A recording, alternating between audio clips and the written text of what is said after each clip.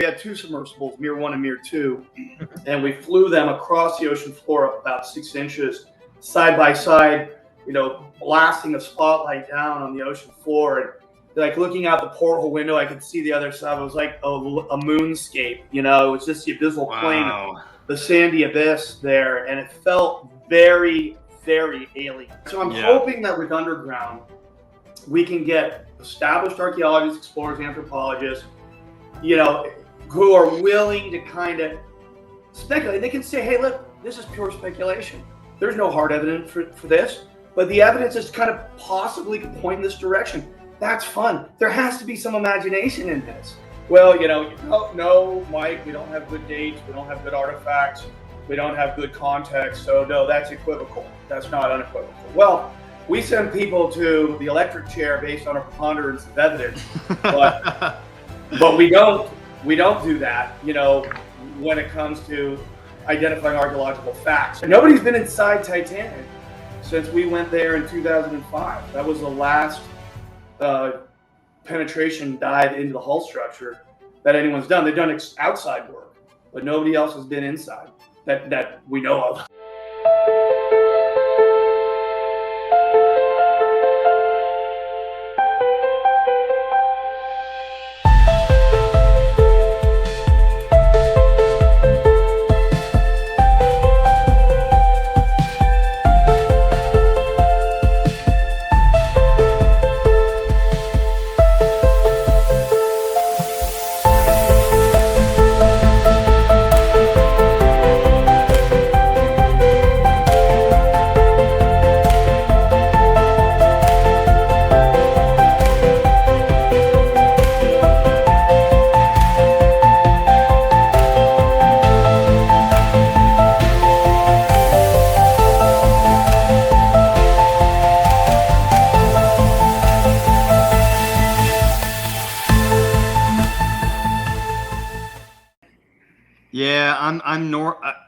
We didn't meet. The funny thing is we met in North Carolina at the Cosmic Summit 2024.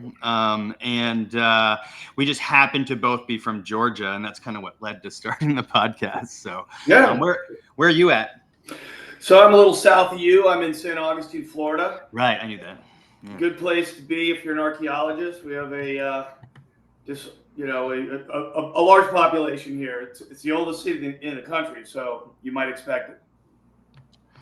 Yeah, that makes sense. And for underwater or marine archaeologists, it seems like the best place to be too, or one of the best places. So we'll get into that. But let me just do a quick read. Welcome to Mike and Dave's Multiverse. We're diving into history's hidden depths. Our guest today is an underwater archaeologist. He's relocated wrecks. He's explored the Titanic with James Cameron. He used LiDAR to rewrite Viking timelines and unearth Ice Age secrets in Florida. He's a veteran TV host, and he's the host of the very captivating podcast, Underground. And we're excited to have Michael here today. Welcome to the show, Michael. Thank you. Pleasure to be here. Thanks for the invite.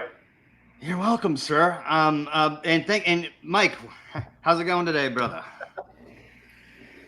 Going good. I was a little bit busy at work, but I got off in time to come here for the interview, so I'm happy for that. And I'm always eager to learn the story of another Mike and what drew them into the scientific discoveries. So yeah. Very excellent. Cool. So why don't you take it from the top for us? Like I really love to hear why and how people got into this sort of thing. I became a social worker, but my interest in history was sparked as a child. Michael, did you have something similar like that?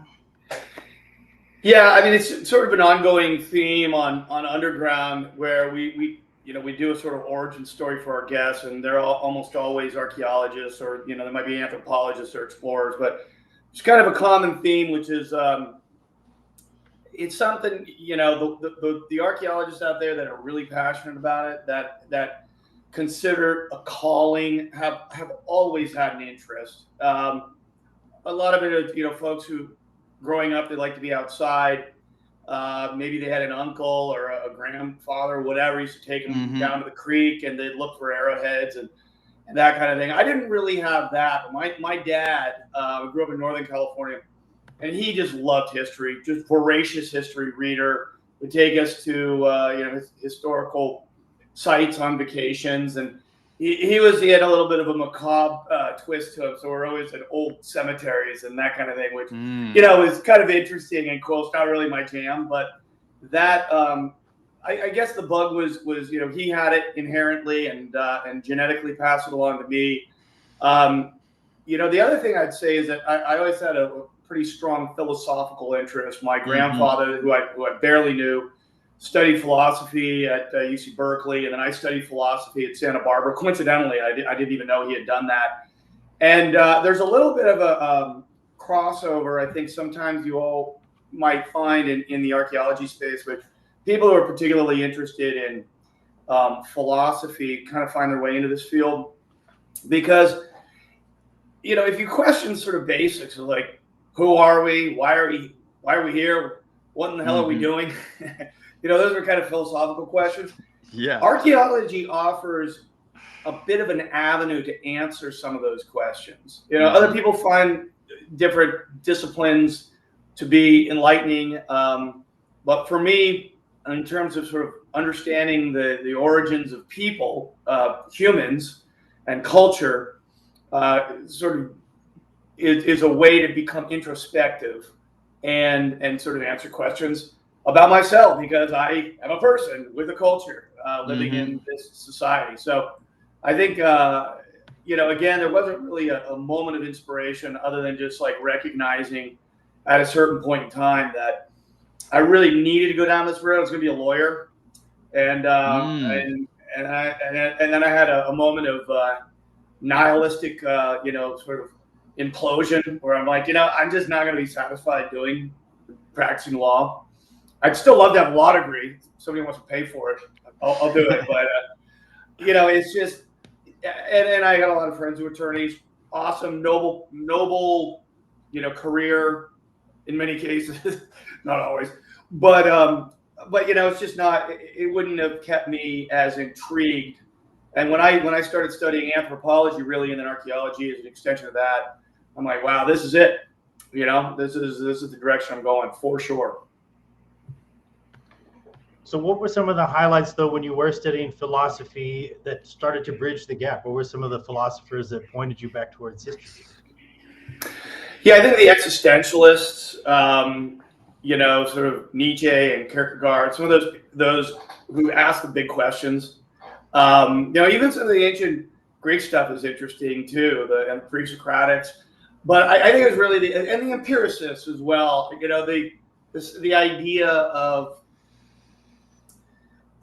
how we know what we know. Epistemology is an important component to archaeology, and I spent some time preparing for my next interview, which is next week, with a very interesting archaeologist who's been around, Alice Kehoe, and she spends a lot of time kind of talking about what we know, how we know it, and when you start getting into topics like diffusion, and you start looking at, I was just kind of tackling this fresh in my mind. I'll share it with you though. So like, when you're looking at evidence across the oceans and saying, hey, this looks like that, is there a connection? Well, no, Mike, we don't have good dates. We don't have good artifacts.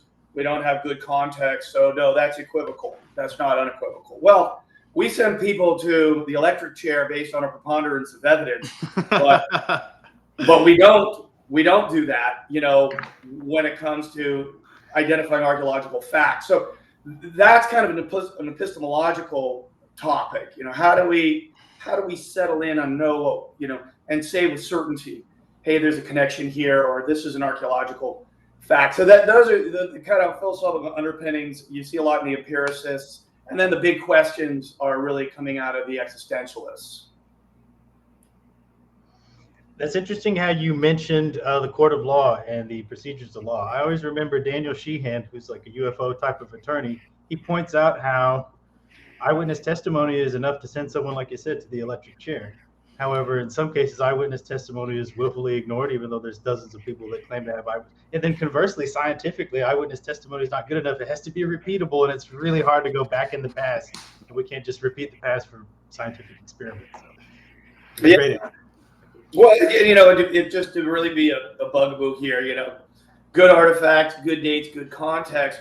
I've done, hundreds, I don't think I'm probably not into the thousands quite yet, but hundreds and hundreds of archaeological sites.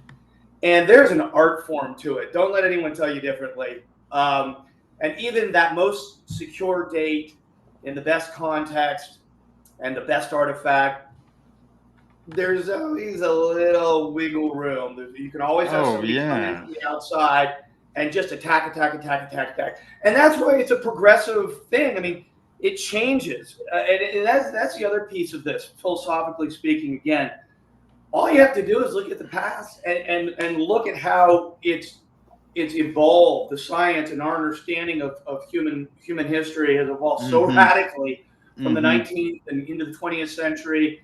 And now to think that, well, we've arrived now, it's not going to change anymore. I think it's actually quite the opposite. I think, in fact, as time goes on and we learn more and we come up with new techniques for getting to dates and new areas we want to study, and we start going underwater more and finding submerged contact sites, I think we're going to say, oh boy, were we way off the mark on a lot of these things. And so bringing a sense of humility to the science, I think, is very, very important. And ego is what's preventing it from moving as quickly as it could. You see that a lot, particularly in academia. Yes, you do, and that's why I was like very grateful to see your show in your podcast, because you're a guy who's you're a research guy. You're been to thousands of hundreds of sites. You've been on TV. You're a science communicator. Is that fair to say? A science communicator? Yeah.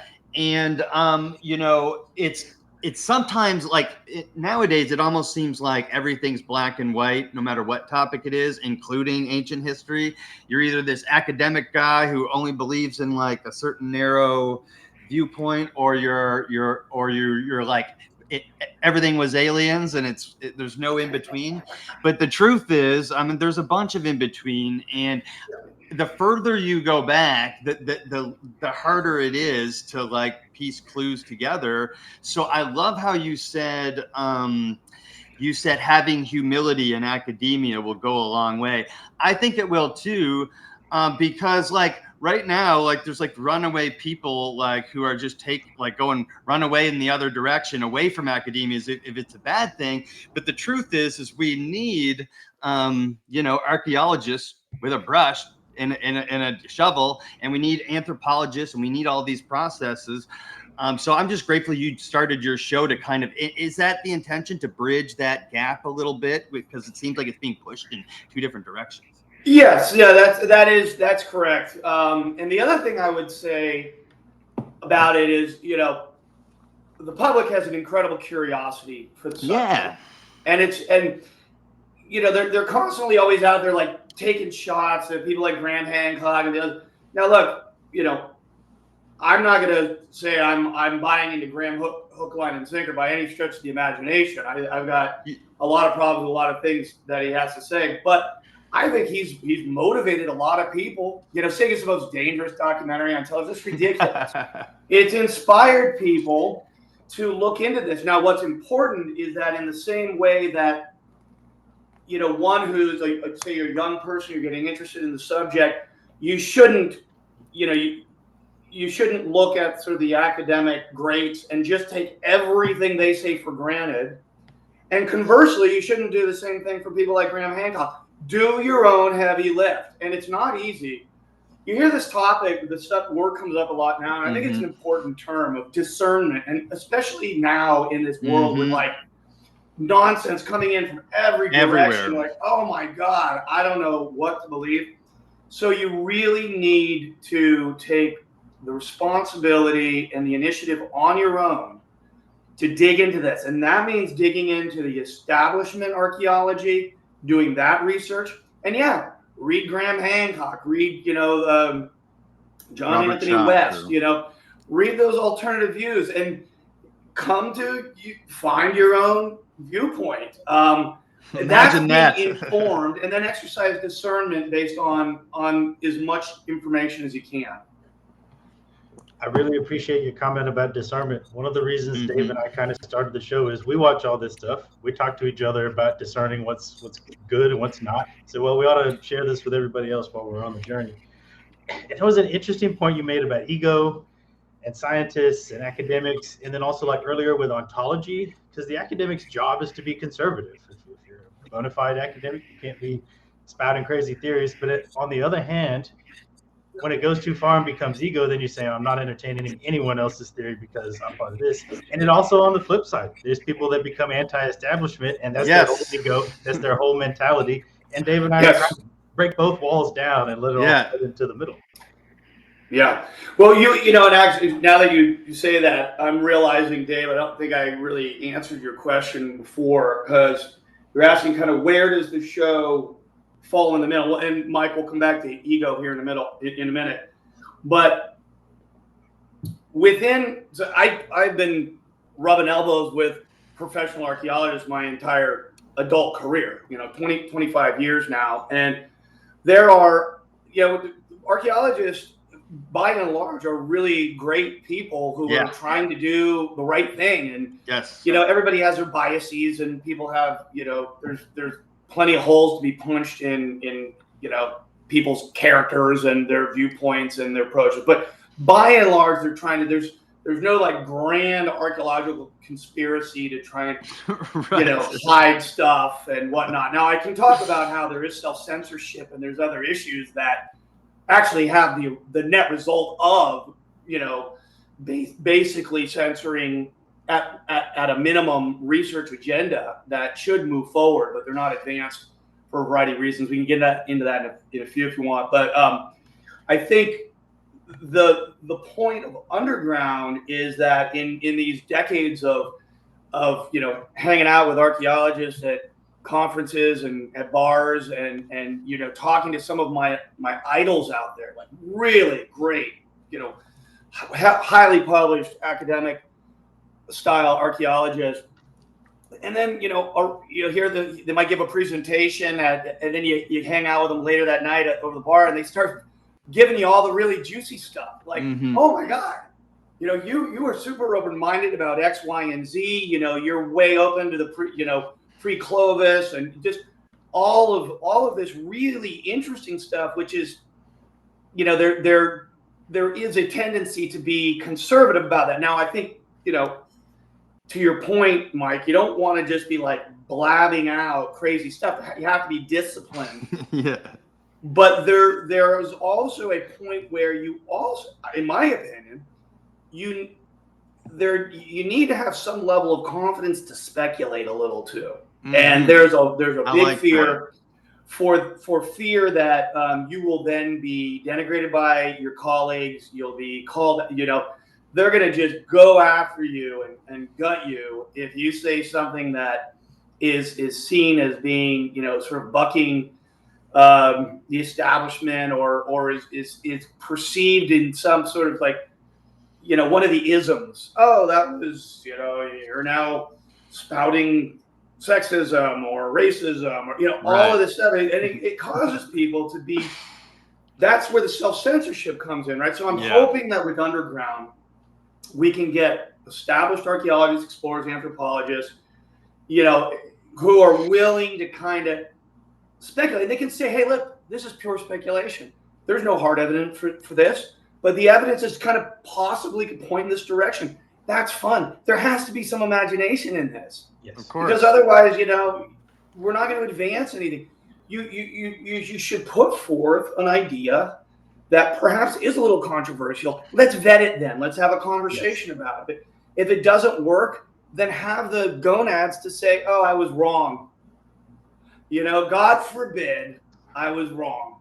But that's where the ego gets in the way, So I'm trying to focus on guys and ladies and who are comfortable kind of going down that road. Some of the people who are on there are different, and they're not really those kinds of people. But if you've watched any of the interviews, you see it. We get some heavy hitters there, and they're saying some stuff that you don't hear them talk about in public spaces very often.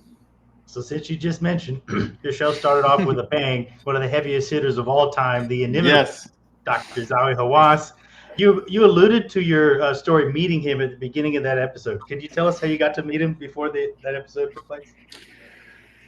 Yeah, just through contacts in the industry who knew him. There's a lot of people who are enthusiasts, like probably a lot of your audience, perhaps yourselves, and they they might be into, in some cases, a little more of the esoteric stuff. And Zahi, he's got a lot of grief lately from the Rogan interview, and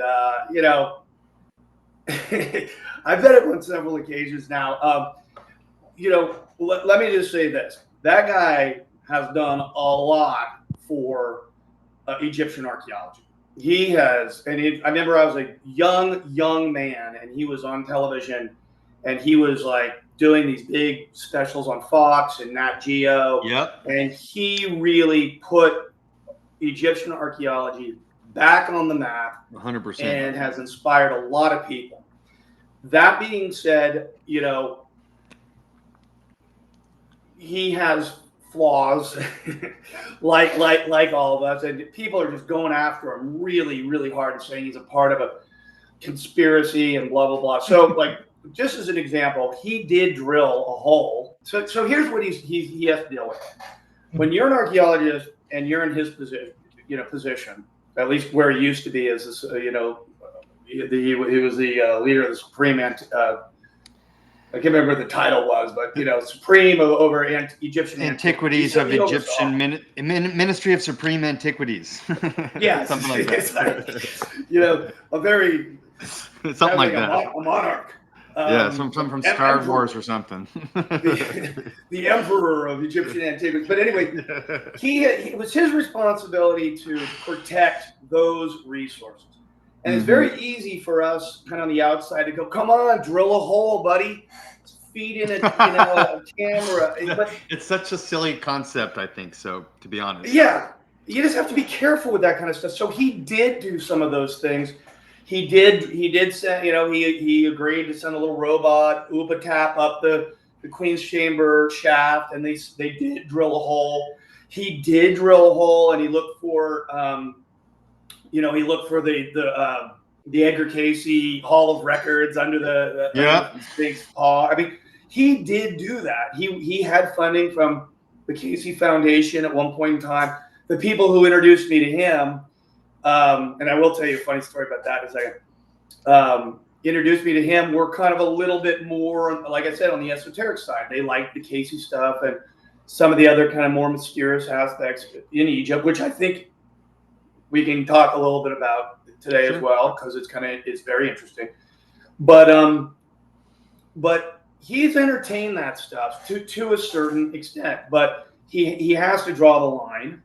And when he's like super down on the synthetic aperture radar stuff, I tend to agree with him. He's very like shut on it, and I'm like, well, I wouldn't be quite so firm, but he's taking a position.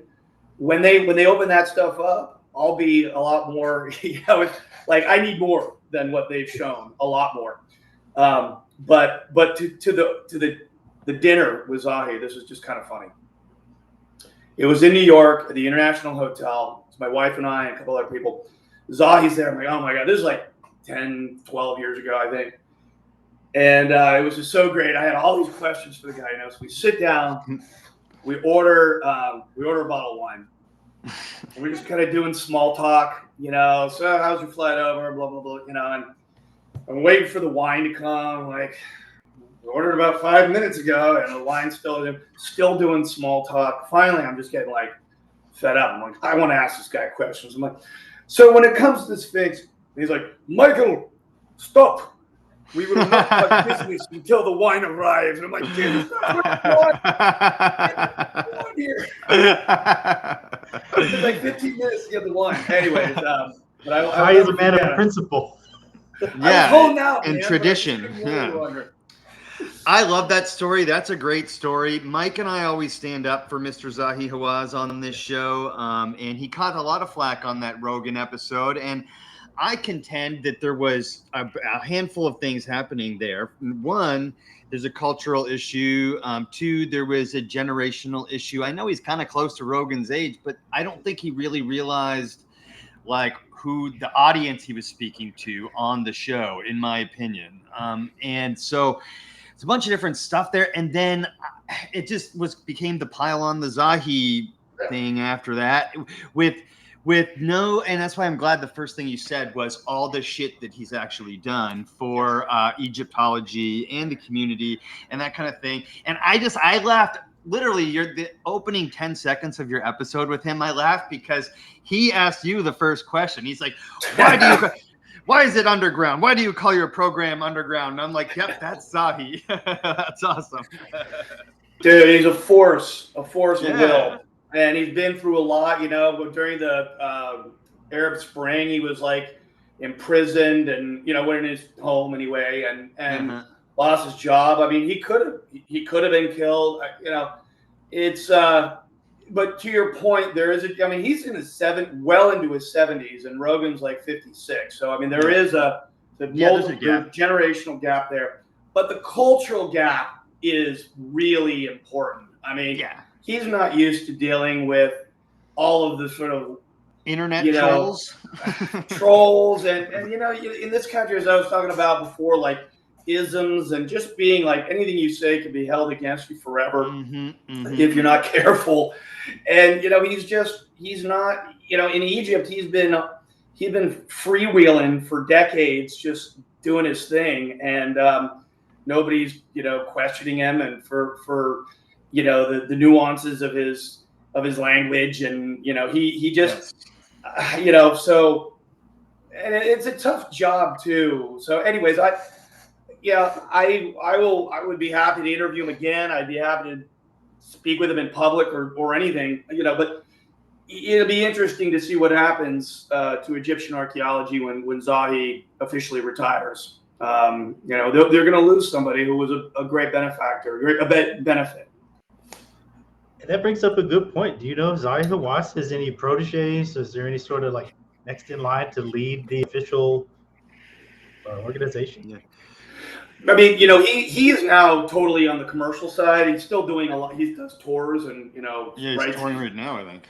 Yeah, and he does. Well, then you can get on a Zahi tour and go to Egypt and have him show you around, and he sells these books, these huge, beautiful coffee table, full color, photography books of various antiquities and sites and stuff. But when so there was a whole new cadre of people that oversee antiquities there and the museum. But I think the difference is Zahi had a very big personality. And this guy was a force, so he wasn't afraid to speak in public.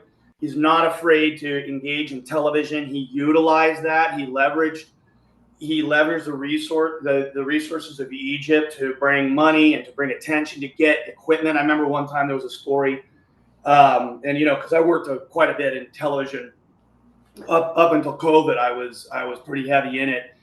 And you talk to the guys who worked in Nat Geo, and Zahi would say, "Yeah, you can do a series in Egypt, but you're going to buy me an MRI scanner for my lab, and, to the tune of whatever $500,000." Hey, and Nat Geo did it. So he was very good businessman, but he's got that sort of type of personality that just makes shit happen, and people who are kind of following up in his footsteps, it's going to be hard to do that. Nobody's going to be able to put on those boots. There'll be a different iteration of a Zahi-like character eventually, but nobody's that big right now that I'm aware of, To be that involved in that many different sites at the same time, Zahi must have been a tremendous manager, simply a good manager of people to keep it all going. Yeah, I think so. Yeah, I mean, that's my sense of it. He did it for decades. He gave his life to his passion, and like I said, he has flaws, and as we all do. But Yeah, exactly. I think we need to look at what the good that he's done, and that's kind of where my head is these days, guys. Just early 50s, deep into my career, just trying to look as much as possible to the good that people do, and think about it from a measured perspective. I really like that, and I think that as somebody who I've been following this for a long time without getting into it, but I early on saw the famous debate he stormed off on with Graham Hancock and yada yada yada. And I'm just here to say that him and Graham Hancock have buried the hatchet. There are people out there like attacking Zahi Hawass on behalf of Graham Hancock for an argument that happened 30 years ago today, and those two have buried the hatchet. So it's just silly stuff. I just wanted to point that out there. You mentioned your TV career, so I wanted to kind of pivot towards that a little bit, if you don't mind. Sure. Because I called you a science communicator, and I didn't mean that. So I don't mean that in because sometimes the actual when you get relegated as a science communicator, then people are like, well, then he's not a real scientist. He's just communicating stuff. But you're not. You're both. And I always call you science communicator because you've had extensive career on TV, right? We're talking your Secret World show, the America's Lost Vikings, which was awesome, by the way, and just stuff like that. So. Can you talk to us about what it was like getting into TV and taking on that role of communicating science to not just students, but making it in archaeology and anthropology, making it interesting to a wider audience, and what being a part of that process is like? Yeah, it's awesome, by the way. I mean, just yeah, and awesome. Thank you for your kind words. I've been paid to travel the world. I think I've been in 37 countries. My colleague Jim Delgado, he actually just retired, famous marine historian, archaeologist, he was on Nat Geo for many, many years, and he's been in well over 100 countries, so he's got me beat on that front. But just the lifestyle is incredible if you are into history and archaeology, of course. For me, the kind of origin of it is kind of goes back to the philosophical thing, like thinking what would be a great way that I could do what I love, study my passion, but also sort of do it in such a way that I can inspire other people. I can really wake up every day and be thrilled to do something new and exciting.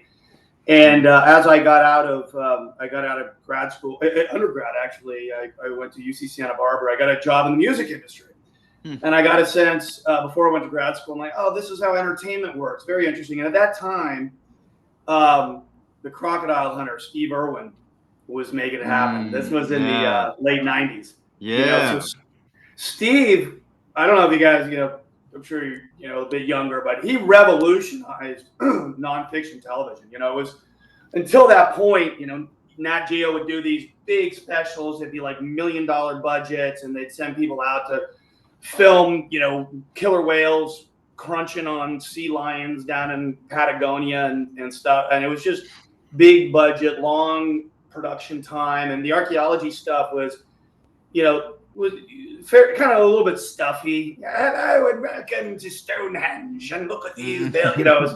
I like that stuff, but you're right. Yes, it was very scripted and sort of traditional hosting. Yes. And look, I kind of did that stuff myself to some extent, so I'm not being super critical. But Steve Irwin shows up, and it's he and his wife running through the Australian bush tackling monitor lizards, and he's getting and it costs nothing to produce. Yeah. So I was like, wow, is there an avenue for archaeology to go down a similar road? And I started dabbling it again. This is in the late '90s.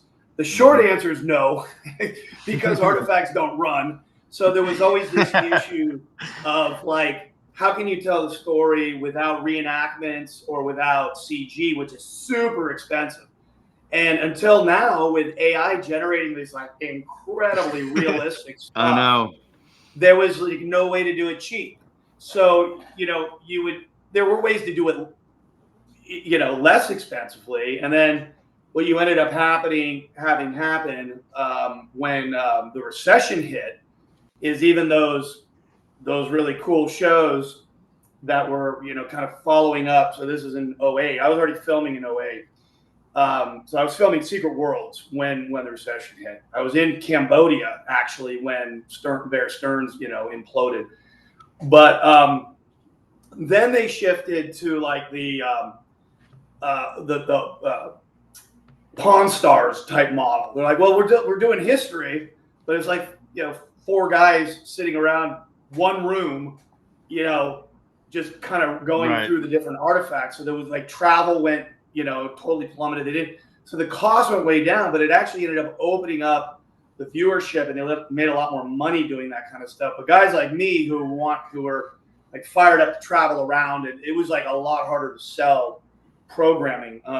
But to your original question, what was that like? I mean, it was incredible. Traveling to, going to say the Middle East. I mean, I've been in Israel and Jordan, areas that I would be very concerned to visit now, in the West Bank and so forth. We were doing shows on the Knights Templar and on the Copper Scroll. Spent a bunch of time in Mesoamerica and in Guatemala and Belize, Easter Island. I mean, and to go and to see these sites with your own hands, and in some cases touch them, and have unfettered access to them. Every once in a while, I mean, like in Cambodia, I'm climbing all over the temples at Angkor Wat. Nobody else was permitted to do that stuff. They're like, yeah, go in there. It's going to be about 30 minutes before we're ready to shoot. Go check it out. I'm like, okay. So, I mean, it was like a dream, guys. Just to be honest, it was fantastic. And that was Secret Worlds. I did a show on History Channel called Found, which was kind of a little bit more like the Pawn Stars thing. That got a little weird. I enjoyed that production company. It was great. One of my best. They're out of Minneapolis, Committee Films. But the network kind of forced us to produce it a certain way, which I won't get into, but it made it a little weird.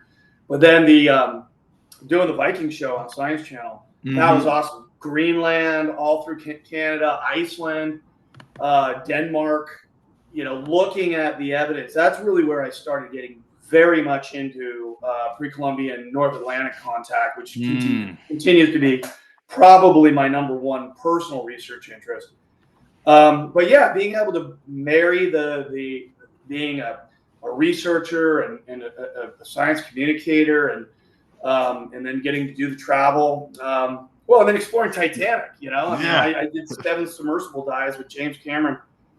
Nobody's been inside Titanic since we went there in 2005. That was the last penetration dive into the hull structure that anyone's done. They've done outside work, but nobody else has been inside that we know of. I would like to hear about how you got set up with James Cameron and how that dive was like. If you could tell us kind of the highlights of that story and what your contribution was, that would be great. I'd like to hear more about that. Yeah. Okay. So what happened was, I'm going to back up just a little bit because, again, you asked kind of how I got into it. So I'm in the music industry. The internet's young. It's like 1996. And I am, have now made a decision. I'm going to try to do archaeology, nonfiction television. Steve Irwin inspired me. Let's try and figure it out. And I just do the most basic thing that you can do, which is come up with an idea and see if you can find people who like the idea.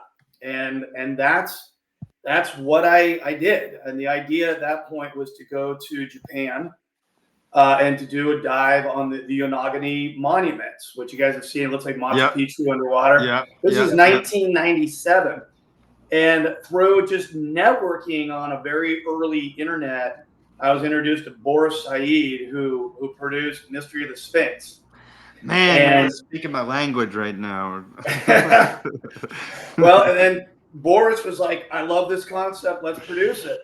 And I'm like, this is working. And it ended up being, we went there twice in 98. I was like, and then with me was Robert Schock. I think y'all might know Dr. Schock. Oh yeah. He's so I did start off, just so you guys know, this is before grad school.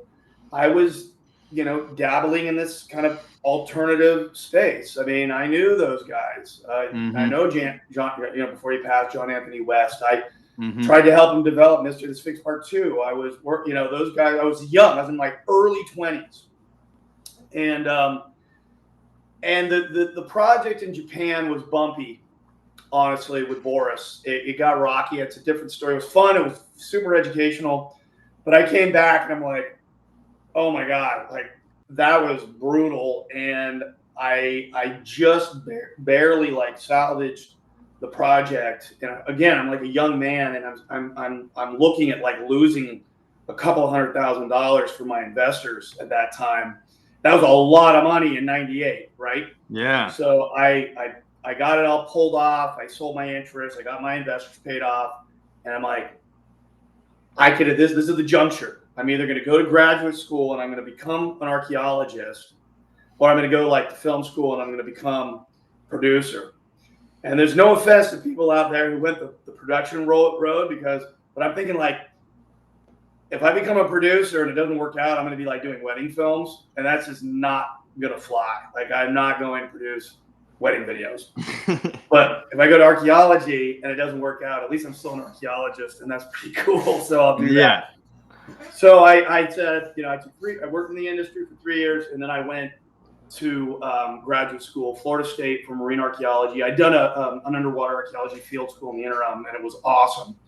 So I go down that road. But I kept sort of pushing this television concept idea while I was in graduate school. I moved to Florida, where I am now. I've been here ever since, in 99. And in that process, I was just, again, like dabbling on the web. I had a website. I was just kind of engaging. And people would say they needed a television consultant for marine archaeology, and they Google that, and there I was, and I didn't even have an advanced degree, but they call me and say, can you do this? And I was just naive enough to say, yes. Of course I will. Yes, I can. I'm a television consultant. Woefully unqualified in some cases, but that's okay. What do they say? Fake it till you make it, right? So I met a guy named Andrew White, who was a producer from Australia, and he was consulting for an Australian production company who was doing a job in Florida, and he turned out to be James Cameron's nonfiction producer.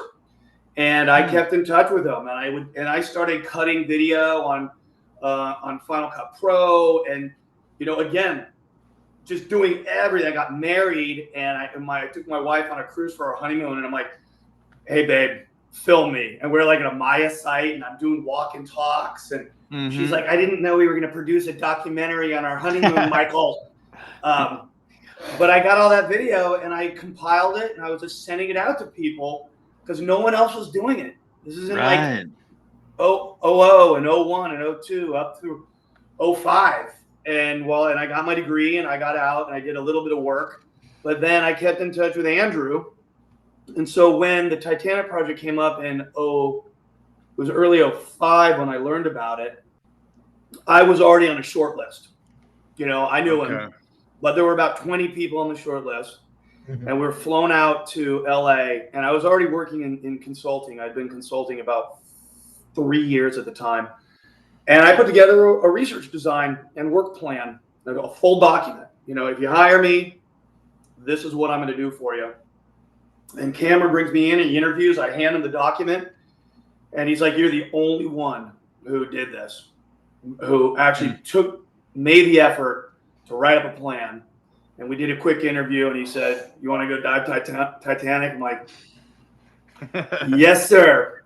Yes, so James that was Cameron. how we got in. Then he had to test me on ROV, usage. It was a joystick. I was taken out to Uh-huh. the pool. And could I land the ROV in the garage? Because if I couldn't, I would not get the job. But I was part of the Atari generation. Yes, I was gonna ask. Yeah, so you're good. So yeah, I had the joystick nailed. I was like, bang, right in that thing. And he's like, "Yep, you're coming down." And so that was how I got the gig. And I was basically his archaeology principal investigator. I just turned 31 years old. It was in 05. And we did 7 dives. Only 6 of them actually made it because we had some major technical malfunctions on dive 1. It was. But we documented the interior of Titanic's bow structure.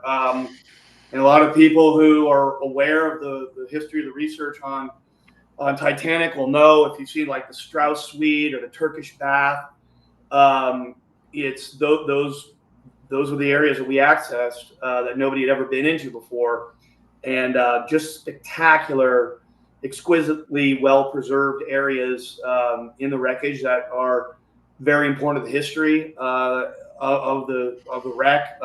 So the goal was to create a video record, visual record of the state of and the contents of Titanic and its state of preservation.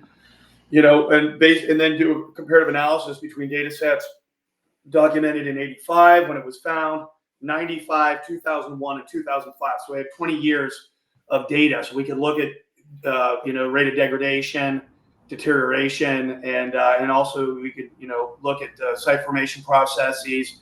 Why does it look the way it does now? And what can that tell us about other early 20th century steel hull vessels that went down and in deep water environments, and what they may look like now? So there's a lot of really good data that came out of that job, especially since nobody's been in there since. It's the only data set we have of most of those areas to this day.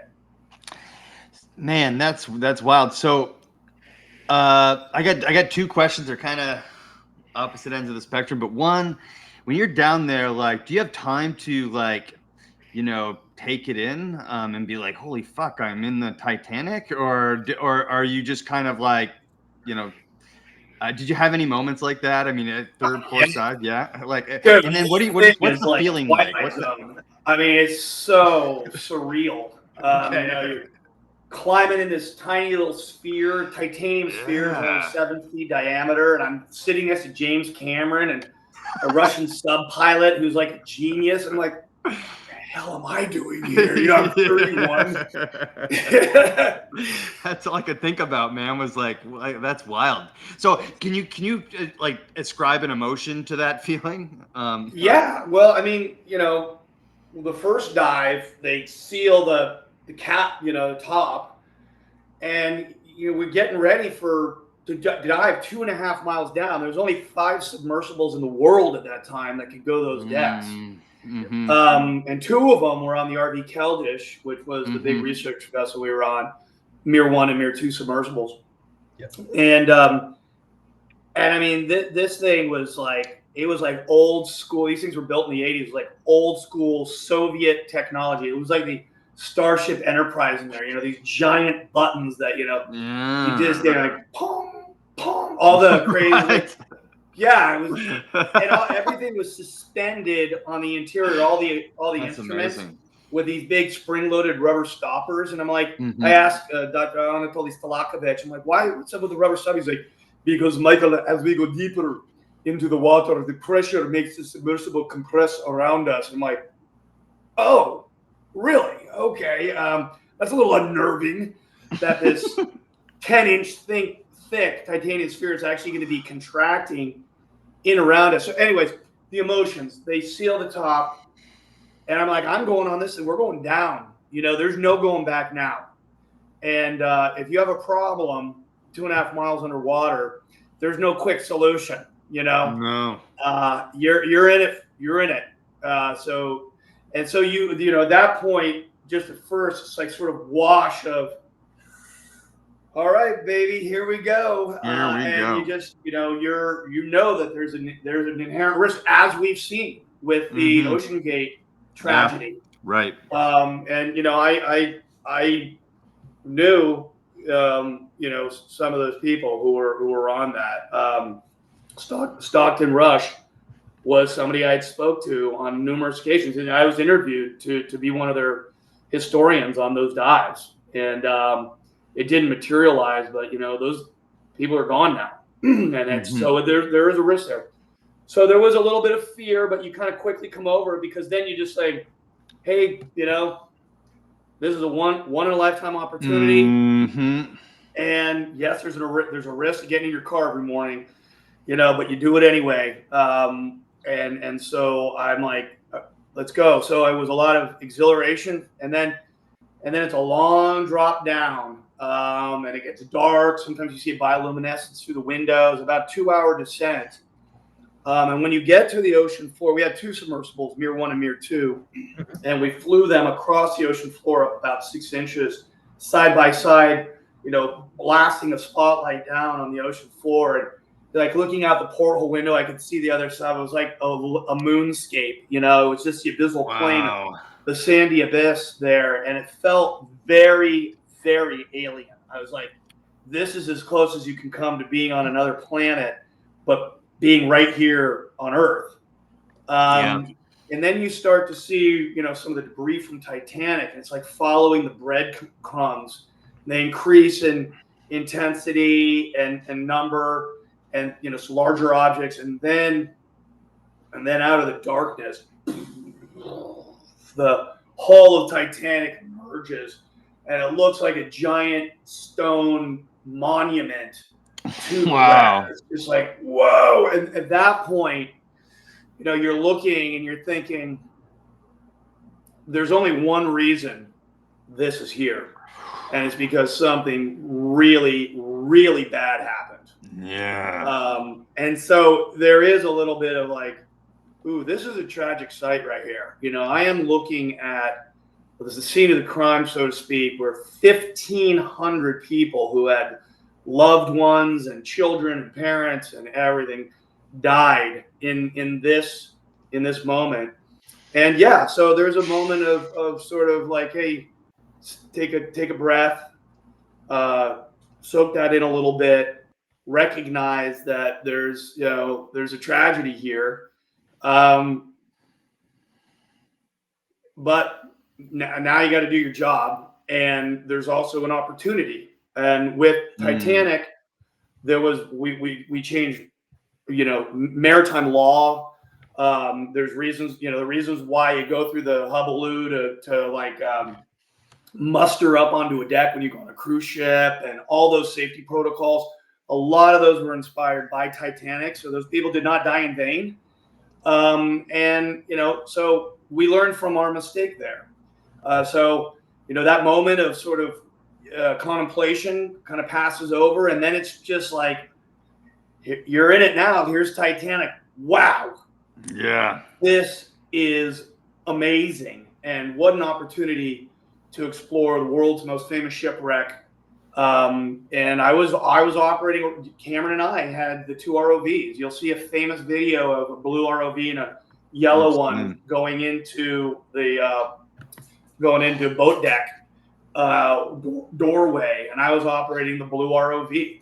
And it was, just to be able to have been there to sort of like, it's not quite opening up Tutankhamun's tomb for the first time, but in my life, it's as close as I'm going to get. It's close, man. It's up there. I mean, that's up there, dude. That's amazing. Thank you so much for sharing that, because I really wanted to capture what, and you did an excellent job of doing so, capturing what, the emotions were being like, what that experience was going to be like. So, thank you so much for sharing that. And I mentioned that I wanted to talk about the Vikings and all the work you've done there, and the LiDAR work and that kind of thing. How did you get? And you mentioned that that's the work that you're most interested in. Like, it's like sort of your passion. And so I got a twofold question. One is, how did you get into, like, how did you get into that? And what was your first like work on that project? And then 2, talk to us about the LiDAR stuff in Newfoundland and how you guys were able to use that to sort of push the data a little bit on that site. Yeah. So to your first question, how did I get into it? I mean, it's always been, again, pre-Columbian culture contact. That to me is a super interesting subject. And yeah, whether it's like, Chinese and engaging with the Maya, or it's Jomon, Japanese pottery in Ecuador. I mean, or the Polynesians in Chile. I mean, the list goes on and on. And it's kind of funny because the Norse thing wasn't actually something that I found. I was really driven by initially. It was just kind of fell into that sort of spectrum of interesting subjects, and to be honest with you, I just didn't really think there was that much to it, and that speaks to, I think, part of the problem, which is that we really get a very shallow kind of treatment of that subject, even at at a master's level degree. Like, they're not teaching that stuff in grad school unless you really specialize in it. You're going to a school that has, a program where there's actually a professor who's interested in the topic. Otherwise, you don't know anything about it, I assure you, because I didn't. But it was through the television thing where I was engaged with Aeromedia in Bristol, and they wanted to do a show on the topic, and I was engaged. I don't even remember how I met them. Just they found me online because I'd done some television. And they said, "You want to do this?" I'm like, "Yeah, that would be awesome. Yeah, go to Greenland and work with my buddy Blue Nelson, who's co-host on that. And we've been buddies for a long time." And I got him involved in that show and in Found, by the way. If Blue ever, just so we all know, Blue. No, he's awesome. But it wasn't until after that show where I'm going like, what? The Norse were in Greenland for 450 years, and you're telling me that the only site that they ever, the only attempt of settlement that they ever made was Lansing Meadows in Newfoundland? Right. Just no one time. way. I'm like, I'm here in Florida. You know what was going on 450 years ago in Florida? Ponce de Leon. Right. I think there's been a lot of time. They were right across. I can't remember exactly how far it is at the narrowest point between Greenland and Arctic Canada. It's like on a really clear day, I think you can see from being elevated. It's like 80 miles or something. Do you know off the top of your head, Dave? I don't. I'm from the area though. Like I'm from Nova Scotia actually, but I don't. Oh. I know you could essentially throw a rock at it at a certain day at certain times. I mean, you can. It's not. That's why I always thought it was a silly concept that it was like some Vikings just landed there and they're like, "Oh my gosh, that was terrible. Let's get out of here," and then they left and never came back, or they died and never came back. Right? No, the whole thing is way. It's. Again, it's this idea of what we really know based on the archaeological data. Yep. And you can say certain things like, this artifact was found here, it dates to this time, and we know that because it was in secure contact. But just as an example, there's a great book called Across Atlantic Ice that I would recommend. I think I got it right here. Hang on. Across Atlantic Ice? It's not Across Atlantic Ice. Wrong book. The Frozen Echo. Across Atlantic Ice is an awesome book by Bruce Bradley. This is called The Frozen Echo. It's by Kirsten Sieber, who just passed away.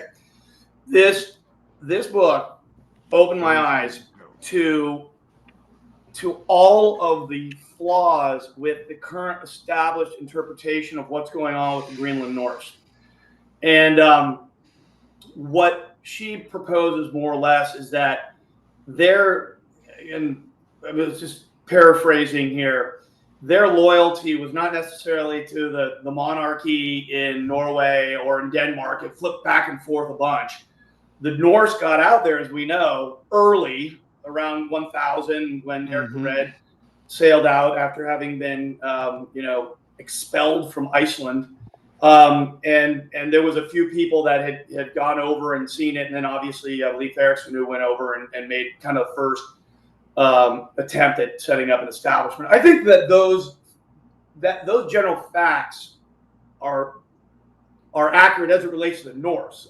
Let me be clear that I now believe that there were other Europeans that had beat the Norse to Arctic Canada and probably to Greenland and probably to the Faroes and probably to Iceland and elsewhere.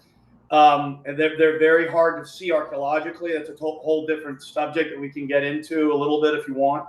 But I think that when I started to think about the fact that these people were there for all of this time and that they were actually engaged in illicit trade that was undocumented with, potentially the Bristol fishermen, with the Scots, with the Irish, with Icelanders, and that the only reason why we're not really aware of this is because it wasn't documented. Yeah, we weren't there. Yeah, and we weren't there, and not much of what was going on during that sort of late medieval period was documented anyway. There's all kinds of things that were going on, and people were very mobile, and they had great watercraft. And there was trade items that you see in various places that show that the Norse, all the way up until basically the early 15th century, were engaged in long-distance trade and had enough wealth to get the latest in fashion from various European trade centers. So it's cultural influence as well. What was that? Cultural influence as well. Yes. Yeah. Diffusion. And that wouldn't have happened if they were just these, dirt poor farmers. Some of them were, but some of them were. I mean, Valsey Church, you've seen it, this big, beautiful church, and the giant grand hall, that was all built in the early 15th century, on the very tail end, really, of Norse occupation of Greenland. So the model is I understand why it's been proposed, but it's flawed. So, and then you have, Bjarne Einarsson, and this is to your other comment about the LiDAR work. Mm-hmm. So I was lucky enough, just as a part of that show, to do the first high resolution LiDAR documentation of the footprints of the archaeological foundations for the 3 longhouses at Lonso Meadows, and that was very cool. Now that was a documentation. That wasn't a whole, So we gave that to Parks Canada. By the way, I'm a dual citizen, Dave. So if you're still a citizen. My dad was born in Montreal. It was great to be able to contribute, even in just that little way. But I think what you're talking about is that scene where we're looking at the footprints, we're looking at the LiDAR data, and then we're talking about Bjarne Einarsson's theory, which I got to get him on Underground, which is that these structures were not built over just a 10 or 20-year period. Right. They were built over maybe like a 200-year period. I can't remember exactly what he says, but that it's a much longer. They came back and they were building new structures, because the old ones had basically fallen apart. And I believe that is likely the case. The archaeological evidence isn't strong to support that yet, but the only good date they have right there now dates to like 1020, because there's problems with the carbon dating up there. Significant trouble locking that down, and these dates just came up. It was like 1022, 1022. It's 1021, but yeah, 1021. Yeah. Okay, but that's like at the very tail end. You go up there and you look at all the signage at the museum there. They're like, well, it probably wasn't occupied much after 1020. The only date they have is 1021, which is like, well. Just to me, that suggests that the occupation did persist after 1020 and probably considerably after 1020. That's what I feel, based on other data that is unfortunately a little bit more speculative, but I think will eventually be shown to be accurate. Well, this harkens back to what you were saying earlier about being conservative versus being open-minded. And I think there's also a subtle inductive reasoning versus deductive reasoning underplay that's going For on. sure. Like I said, because we can't repeat the past. If you could just repeat that past over and over again and deduce what happened, we have to deal with what we have. And I think you did a good job of being honest. Certainly, you can't say, okay, we only have unequivocal evidence for one settlement, so that was the only settlement there ever was. That doesn't quite follow. But you can be honest and say, we haven't found unequivocal evidence for other settlements yet. And that's the right Yeah. thing to do. You guys will like this. I think the interpretation of Lonesome Meadows as a way station is on point. Absolutely. It's positioned perfectly on the northern tip. Right there, the mouth of the Gulf of St. Lawrence. If you wanted to be crazy and go around the east coast of Newfoundland, you could do that too, which they did. Yeah. But I think mostly they were going down into St. Lawrence. It was like let's. I mean, that's what St. Augustine, where I live in Florida, was. The Spanish are coming up from South America, from the islands. They're all loaded up with their goods, and they're ready to go in the Gulf Stream across the to Europe. And so you stop at St. Augustine, you resupply, you fix your ships, you do what you need to do for the big journey. And that's I'm pretty sure that's the interpretation of Lonesome Meadow. I think it's accurate. But so where were they? Where are the other sites then? They're right. Obviously it's supported. You don't put your way station, your ship repair site at the southern extent of they weren't sailing down to Lonesome Meadows and then going to Greenland from there. That wouldn't make any sense. They're using that probably to go to Greenland and then to Europe or skipping Greenland altogether and going straight over to UK. So there are by default there has to be sites that are south of there. But what do those sites look like? Were they long-term habitation sites? Were they I think this is obvious, but the vast majority of them are resource extraction camps. Oh, I was just going to say they're underwater too, right? They could be. I'm thinking what they are. Bear with me here. I know I'm doing a lot of talking. You're good. No, this is great. You're on fire. They're going down there, and they try to in the very earliest phases with Leaf and his immediate followers it appears try to create longer term occupations, permanent settlements. Mm-hmm. So I think there's one or more of those out there that hasn't been found in Vinland, right? But Hulp and Stromsfjord and these other sites that are mentioned in the Vinland sagas, those are yet to be found. But the majority of the sites that after they abandoned that, and they're like, this isn't working very well, which it appears to be the case, probably after, 70, 100 years, somewhere in there. So by the time you're into the 12th century, they're probably doing resource extractions, probably fish and timber.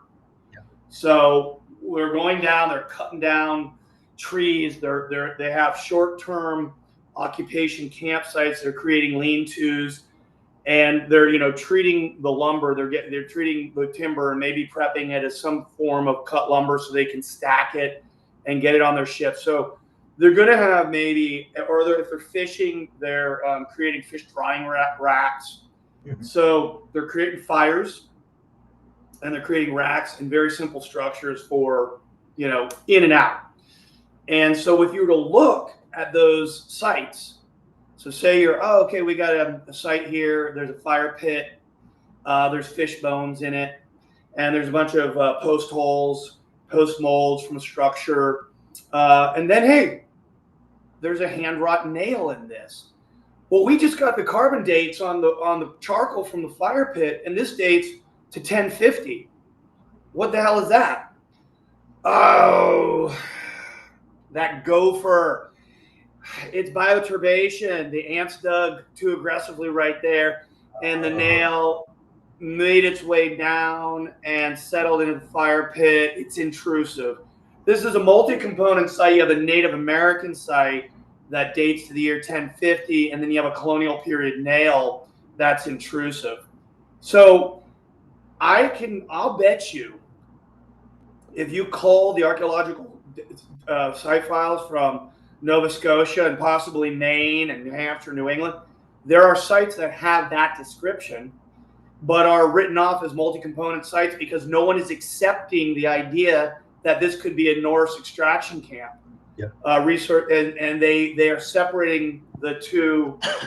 What would, because it can't be a nail in a site that dates to 1050. See what I mean? So you go into it with a structural framework that's preventing you from actually interpreting the site for what it actually is. I think It reminds me of Incan sites where you just go in and you assume Incans did everything, but then you doesn't explain like the crazy engineering at some of the Incan sites.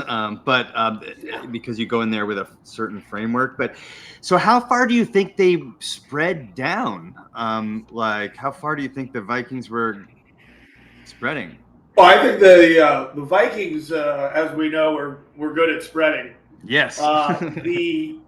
They got down at least as far as Cape Cod, in my opinion, and probably spent a little time in Narragansett Bay. Mm-hmm. And so they were, there's a site in Maine that I've been looking at that could be a Norse site. Maybe, maybe not. I'm trying to get some funding to get back up there.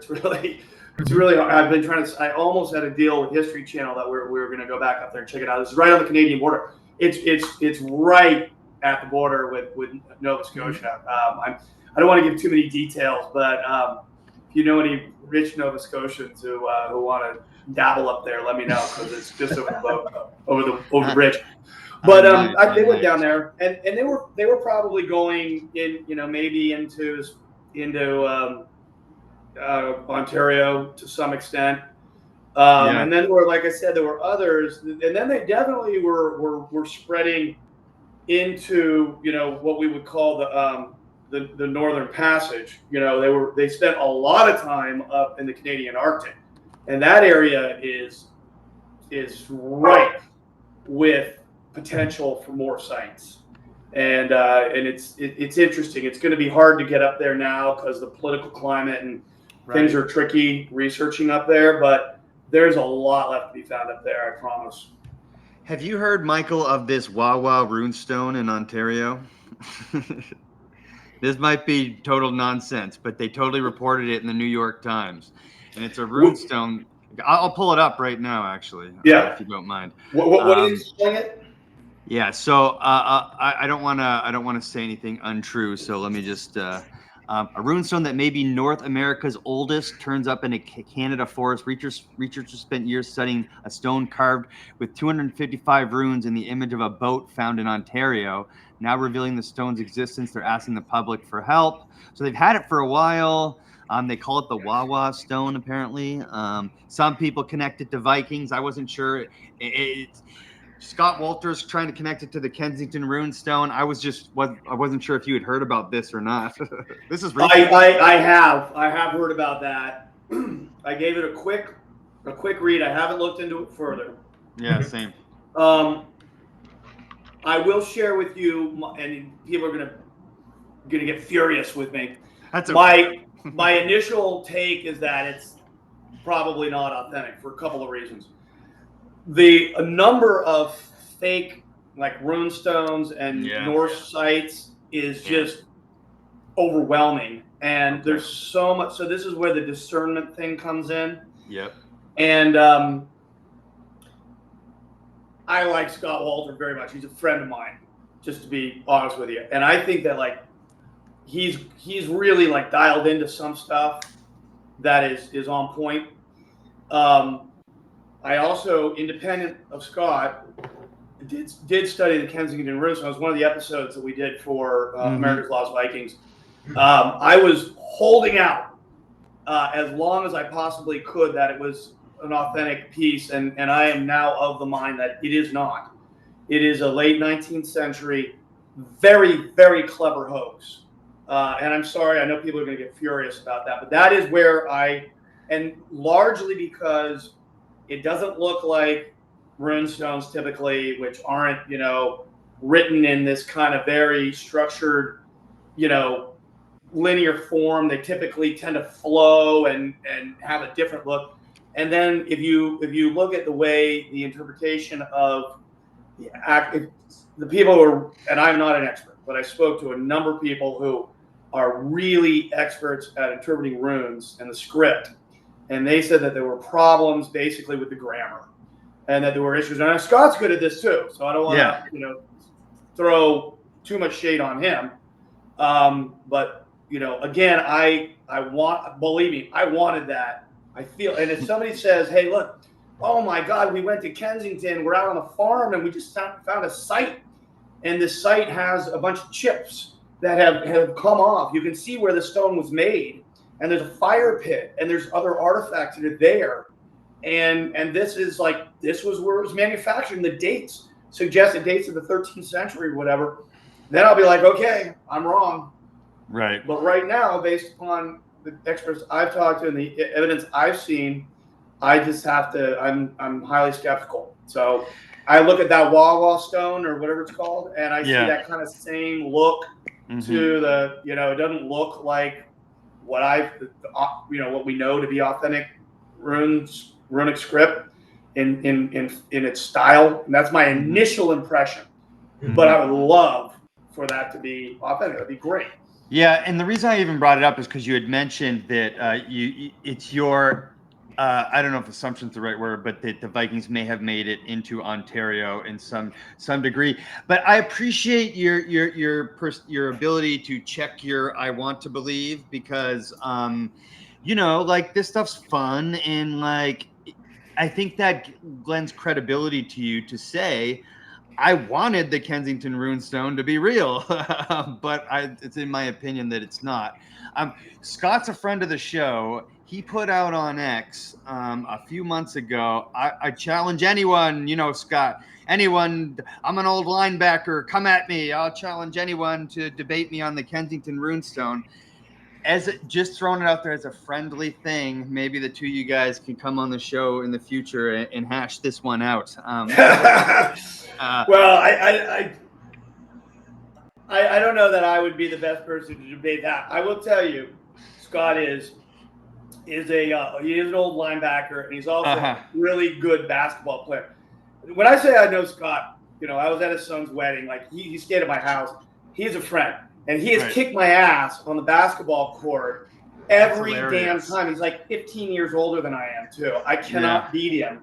And I don't think I wanted to debate him on the Kensington River. I'll debate him on other stuff, maybe. I appreciate the honesty, my man. Yeah, because he's got like a whole he's ready. He's ready to go on that. Dude, he knows it.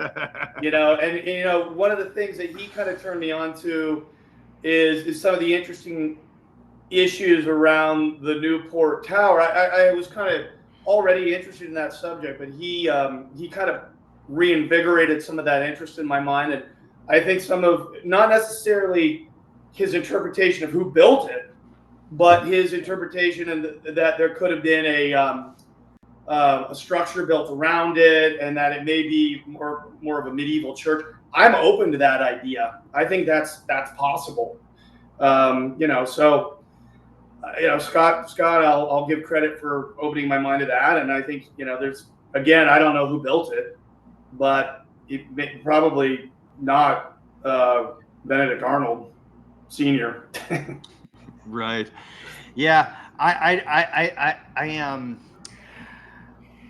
Sorry, Scott, but I feel a bit the same way about the Kensington Runestone the more I look into it. But I love how much he likes it. And I even have his hooked. Anyway. The hook decks, yeah, and had him sign it for me and everything. So we love Scott here. Brittany, will you make a quick timestamp? Mike, go ahead. That was cool that you brought up Newport Tower. My other favorite episode of yours was, of course, the one with Brad Lidge. I grew up in Houston watching Brad Lidge play ball in the mid 2000s, like during the prime era, and I had not thought of him in years. And I was so tickled when I saw him. I was like, oh, he's doing the same thing as me. He's looking into all this stuff. I was so excited for that. Oh yeah, he's a disciplined archaeologist. He's got he's done very well. I think he's pursuing his PhD now. I was just texting with him yesterday, actually. But yeah, great dude. Pleasure to have met him. And he's gonna do some awesome stuff in the field. But he's spending a lot of time in Tuscany working on Etruscan sites, which is like that's a sweet spot. Yeah, I could do a little of that in retirement. I've been taking a few notes about just some things you mentioned about talking about later and stuff. Because so I wanted to ask. We mentioned earlier, and this is what everyone's talking about: the SAR scans, the SAR, You mentioned you wanted to see more. From your perspective, what does that team need to do and show? What's the next step for them if you're them? I mean, look, at the end of the day, remote sensing data is just giving you it's limited by the fact that it's remote sensing data. I know that's redundant. Yep. I can't do that. But let me just give you an example. Say you're talking about sub-bottom profiler data. Okay, so that's similar. It's low frequency, sonic data that it's like ground penetrating radar but underwater. So you're towing this sort of tow fish, a sensor over the seabed, and you're trying to see what's underneath, like down through the marine sediments, and it hits, let's say, a shipwreck, mm-hmm. and it has a resonance which then goes back up, reflects back up, but it may only give you a parabolic arch. It's not giving you a picture of a shipwreck. Mm-hmm. It's just showing you that there's something there, mm-hmm. and that could be a shipwreck, or it could be a boulder, or it could be an airplane wing, or it could be whatever. All it is giving you is a reflection from your from your ping, your sonar output.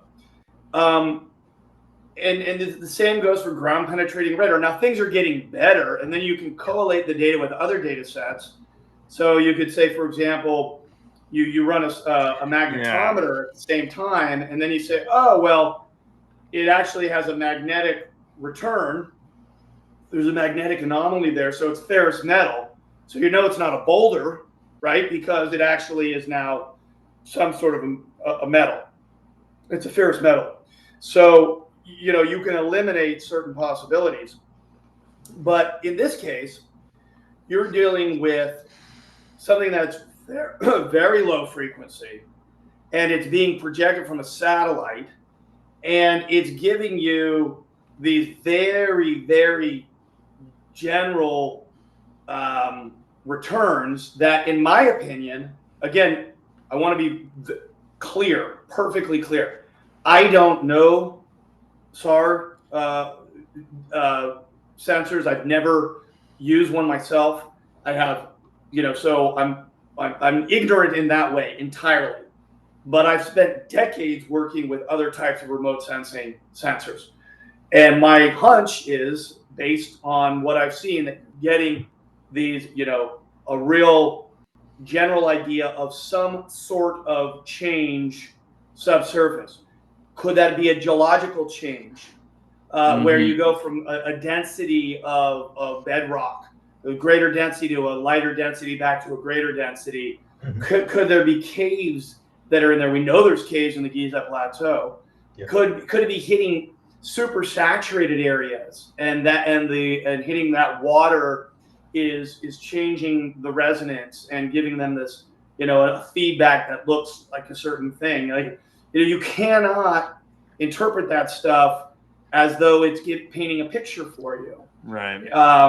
It's not high resolution. Side scan sonar, it gives you a really good picture, but that's all on the surface. In this case, you don't know what you have to ground truth it to know exactly what it is. And my understanding is that they used AI to interpret the data. I mean, what does AI know about interpreting SARS data? I mean, I've never seen... Whatever you tell it, Yes. Yeah, exactly. That's so interprets everything for me. Yeah. And I mean, it's a fabulous claim. And it would be amazing if it was true, but they have to get down there and see it. And I don't know how they're going to do that. I mean, so I've seen some videos of guys kind of humping through caves and stuff, and hey, we're into a cave now, and I'm not particularly intrigued by any of that. You know, the images that they have, the AI showed that has like sort of it looks like relieving chambers, the same as you might see in the I threw that out after the first week. That seemed totally but what it did was it got everyone talking, and I think that was obviously what they were trying to do. It was spark some, attention, but conversation. But and so you're saying, they need to go down. They need to, and it's what a lot of people are saying is show me the money, basically. It's so far, what they projected is down there is so far like outside of what we've seen in Egyptian archaeology, that I'm just like, I'm super skeptical of it. Now let me say this. Do I think there's undiscovered chambers in the Giza Plateau?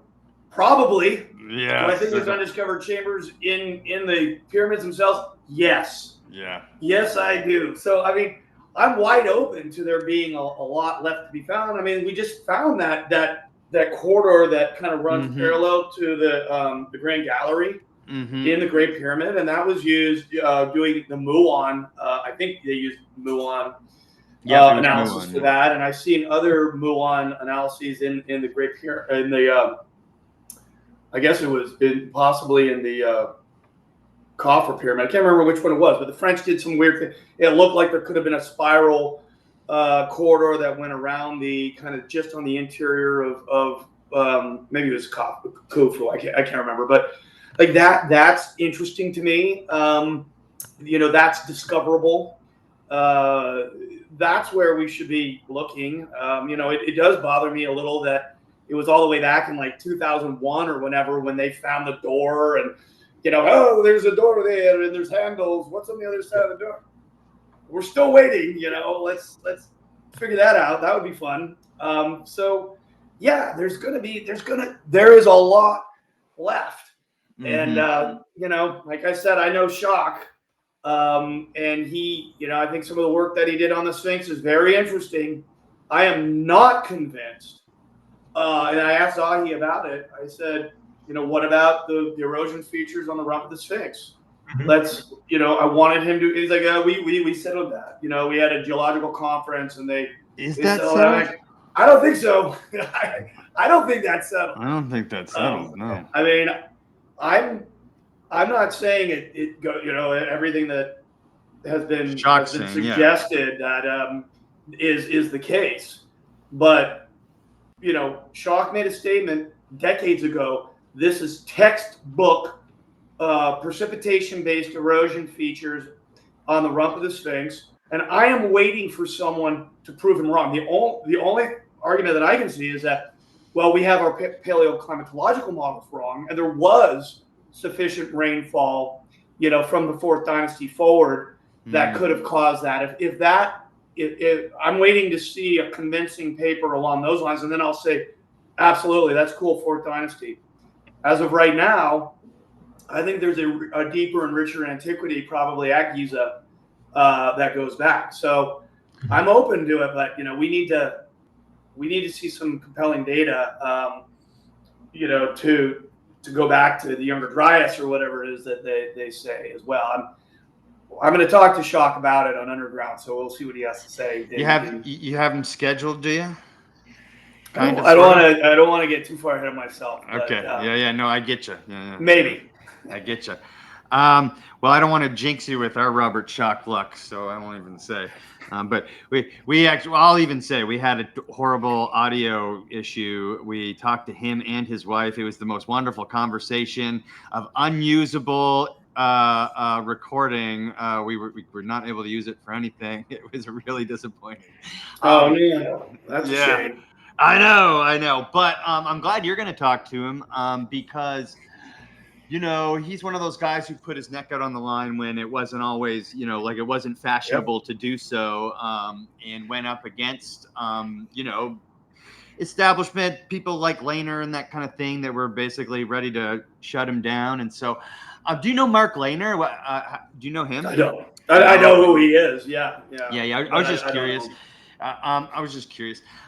That's exciting, and I really appreciate your ability to both say, "Show me the money," but also keep an open mind.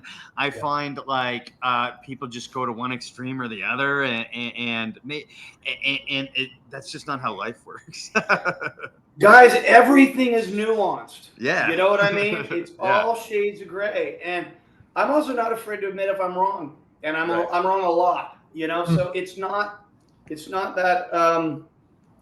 I think it's kind of liberating not to be overly like locked down. Well, imagine having to run from authority figure to authority figure when you figure out that the next one's not right. You're like, well, I got to find another institution. Or you can just think to yourself the whole time. Yeah.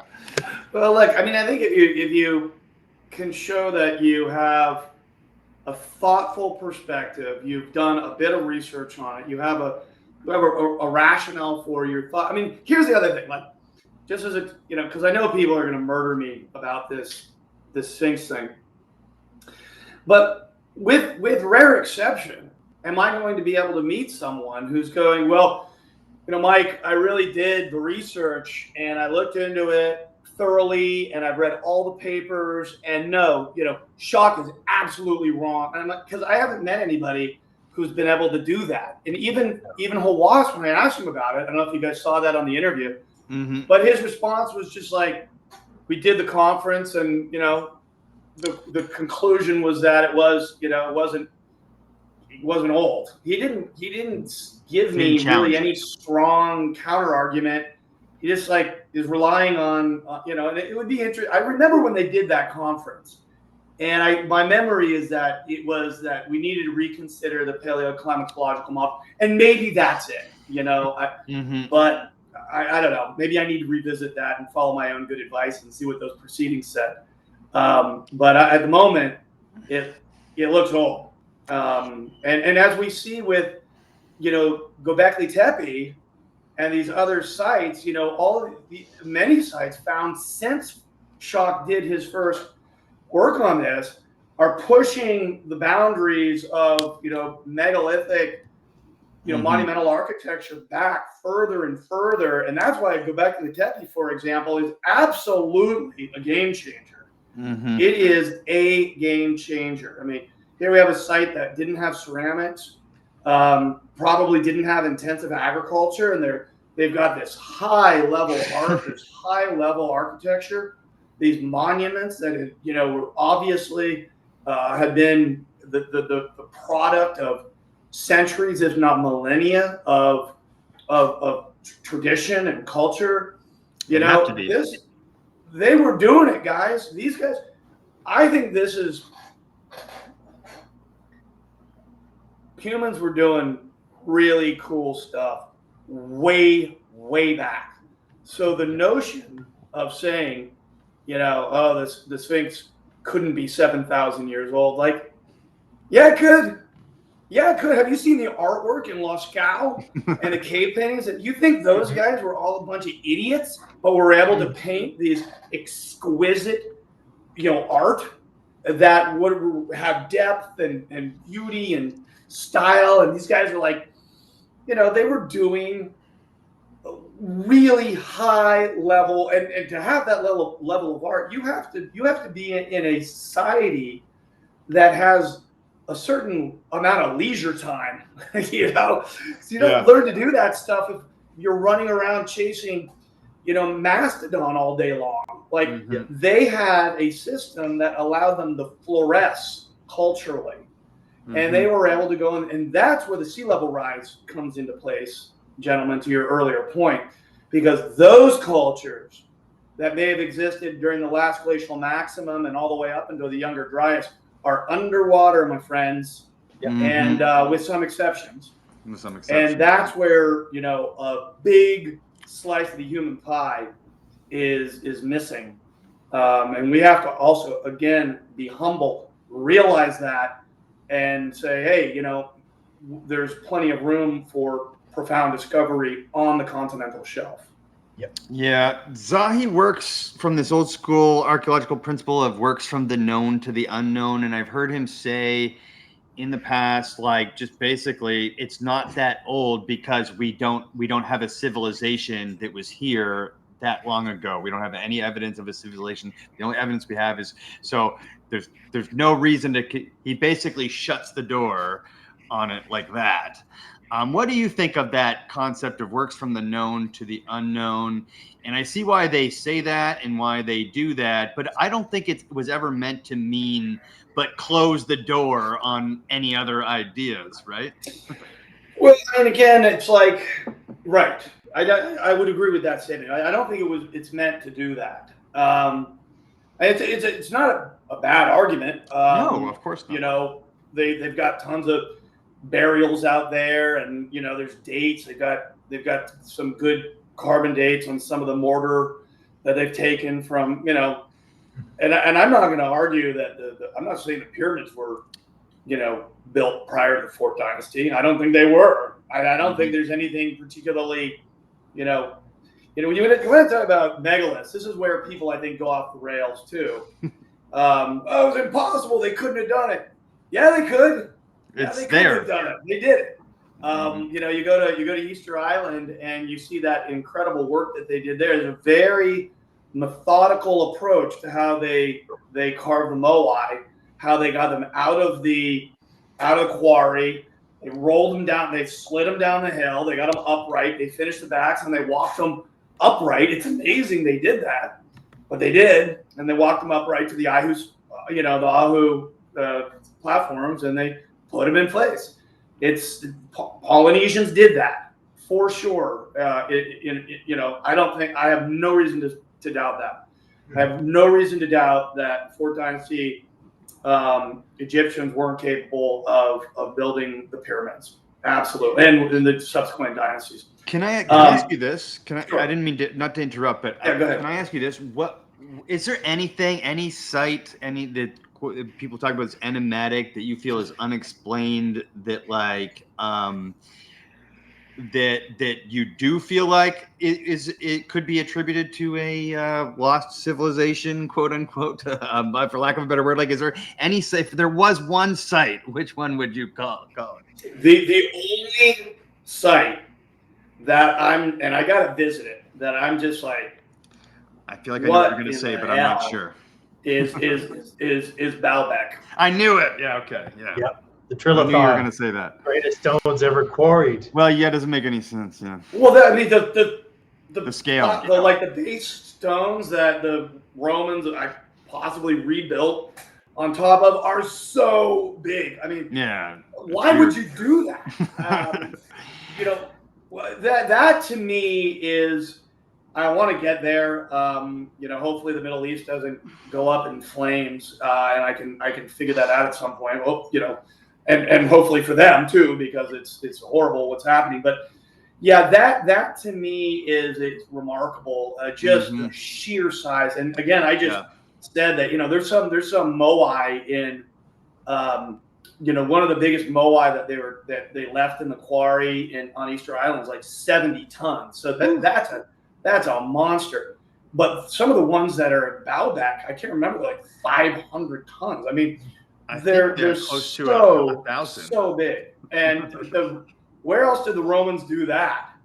So that's the wild one. Now, if you want to talk about lost civilizations, absolutely, there were lost civilizations. You know, yeah. I think we see the echoes of them in things like genetics. We see in the people of the New World. We see like, well, how in the world did we talked about? I mentioned earlier the folks who lived in Western Europe and were doing the cave art. Like, that's a lost civilization. You know, we don't see any of their architecture. we just see the expression of their art in caves. What were they like? What was going on? What was their maritime technology like? That's where you start. If say we didn't know, say the Polynesians didn't exist in like more recent history, and think about what they were able to do. Able to sail all over the place. They built awesome megalithic structures. They had an incredible history, tradition and culture. If they were gone, let's say, we wouldn't know. Like say that same culture existed 25,000 years ago, we probably wouldn't see any of their organic material. There might not be a single, iota of skeletal remains for us to know, what those people looked like, where they came from, what their genetic footprint was like. Would any of their pottery still persist? I don't know. Maybe yes, maybe no. We start going back into those early, late glacial maximum or last glacial maximum period. All we would know probably is, hey, the Polynesian chicken is in Chile. How to get there? Or you might see the Moai or some other, again, echoes of their culture, and you would say, well, that's a lost civilization, But so do I think there were culture groups, more or less on par with Polynesians and maybe some of the earlier, early, sort of Holocene culture groups in the Mediterranean who had really, really sophisticated maritime technology. Sure. And but they didn't have a real high complex material culture. They weren't doing stuff like you'll hear.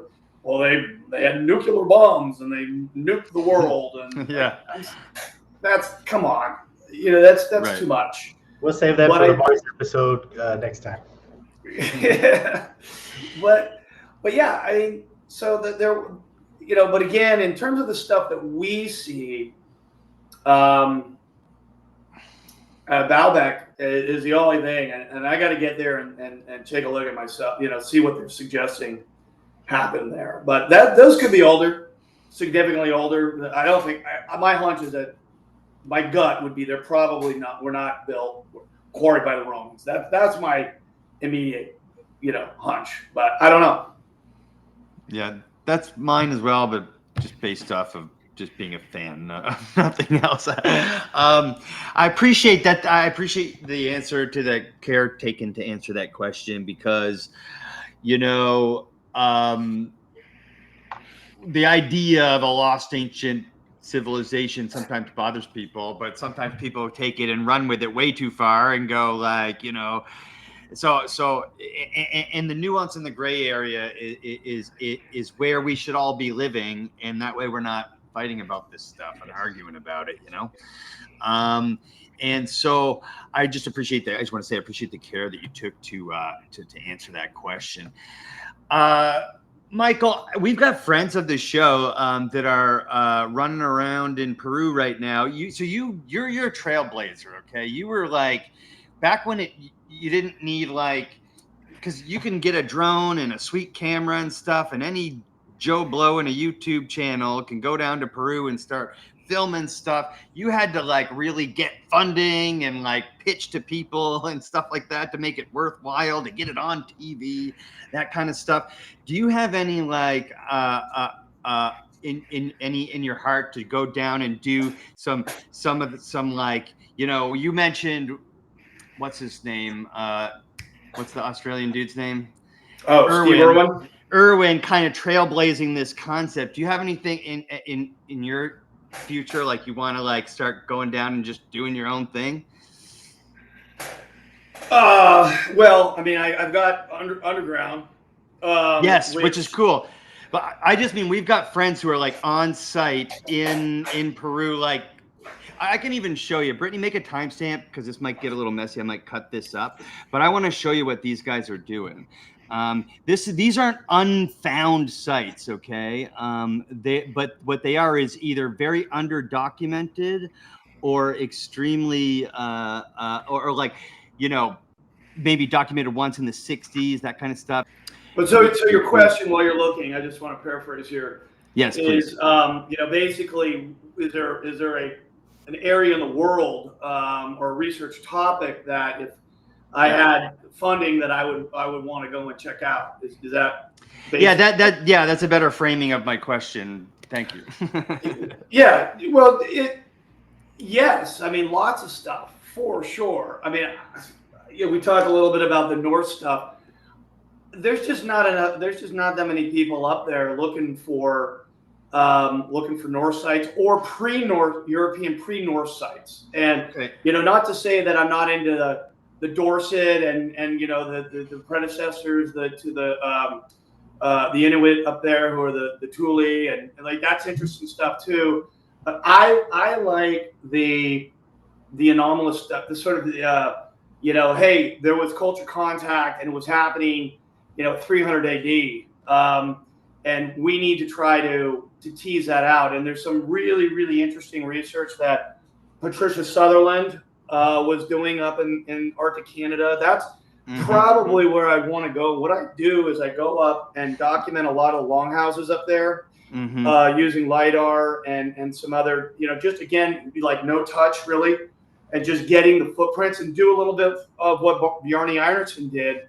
Yeah. And trying to do a comparative analysis between these, what have been largely identified as Dorset longhouses and longhouses in other parts of the North Atlantic, like in Greenland and maybe in Ireland, maybe in Scotland, and see if, in fact, some of these Dorset homes or longhouses, structures assigned to the Dorset may have been earlier structures associated with a very early European attempt at settlement or resource extraction in those areas, and then maybe they were working with the Dorset, maybe they were trading with them, maybe they were marrying them and collaborating, and that's entirely possible too. And maybe some of the technology went back the other direction towards Europe. I mean, all of those are possibilities.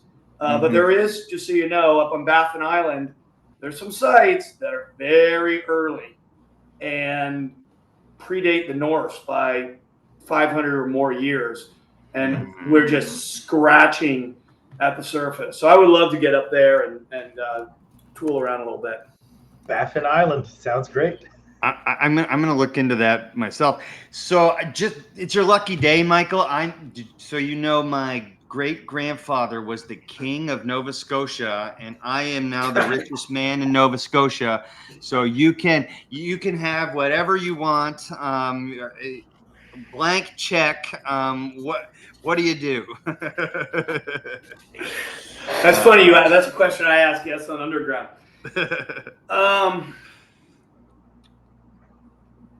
God, so many fun things. This is going to sound a little dorky, but a good chunk of what I want to do is kind of focused on the role of the Scots. So I'm gonna be try and make this fast. In the Vinland sagas, the Scots show up in both sagas. Yeah, they're in one case there's a couple of Scottish slaves that run back and they're holding the grapes. And they say there's grapes here, and that is the impetus to naming Vinland. I can't help but to think, having read the sagas ad nauseum so many times, that there might be an homage to the ancient Scots there. And my surname Arbuthnot is a Scottish name, so I'm a bit of an Anglophile, and I love ancient Scotland. And I think that there might be a reason why the unicorn is also the Scottish national animal, and I think it probably has to do with the illicit trade of narwhal tusk with the Norse. In the early medieval period, or whatever. Maybe I should say late medieval. So that is a research, that is a largely a desktop research project that I would really, really like to spend, a year diving into, and then I would follow that up with documentation of some of these sites up in Labrador and on Baffin Island, and in Nunavut territory, and then I would probably go to um, Soft's Arm in Newfoundland, and I went there in the show. They were dug. There's these hunting pits that look like they were like Norse style hunting pits dug in Newfoundland, in this little area on the east coast. It's called Soft's Arm. It looks just like a Norwegian fjord, and with enough time and money, there's probably a Norse site to be found there. So yeah, I'll give you a few things to consider, but it would probably be largely like Canada, North Atlantic, New England focus. It's a good answer to like a really, really open-ended question. Blank check. What do you do? But it's a good answer to my question because, like, my poorly framed initial question, because I did find the thing I wanted to show you, and let me just pull it up. Yeah, but they're using Raoul, sure. Pillars of the Past. I just wanted to shout them out. I know you're pulling me up. Yeah. So they just basically tossed up some drones here, and I'll make this big. And this is what.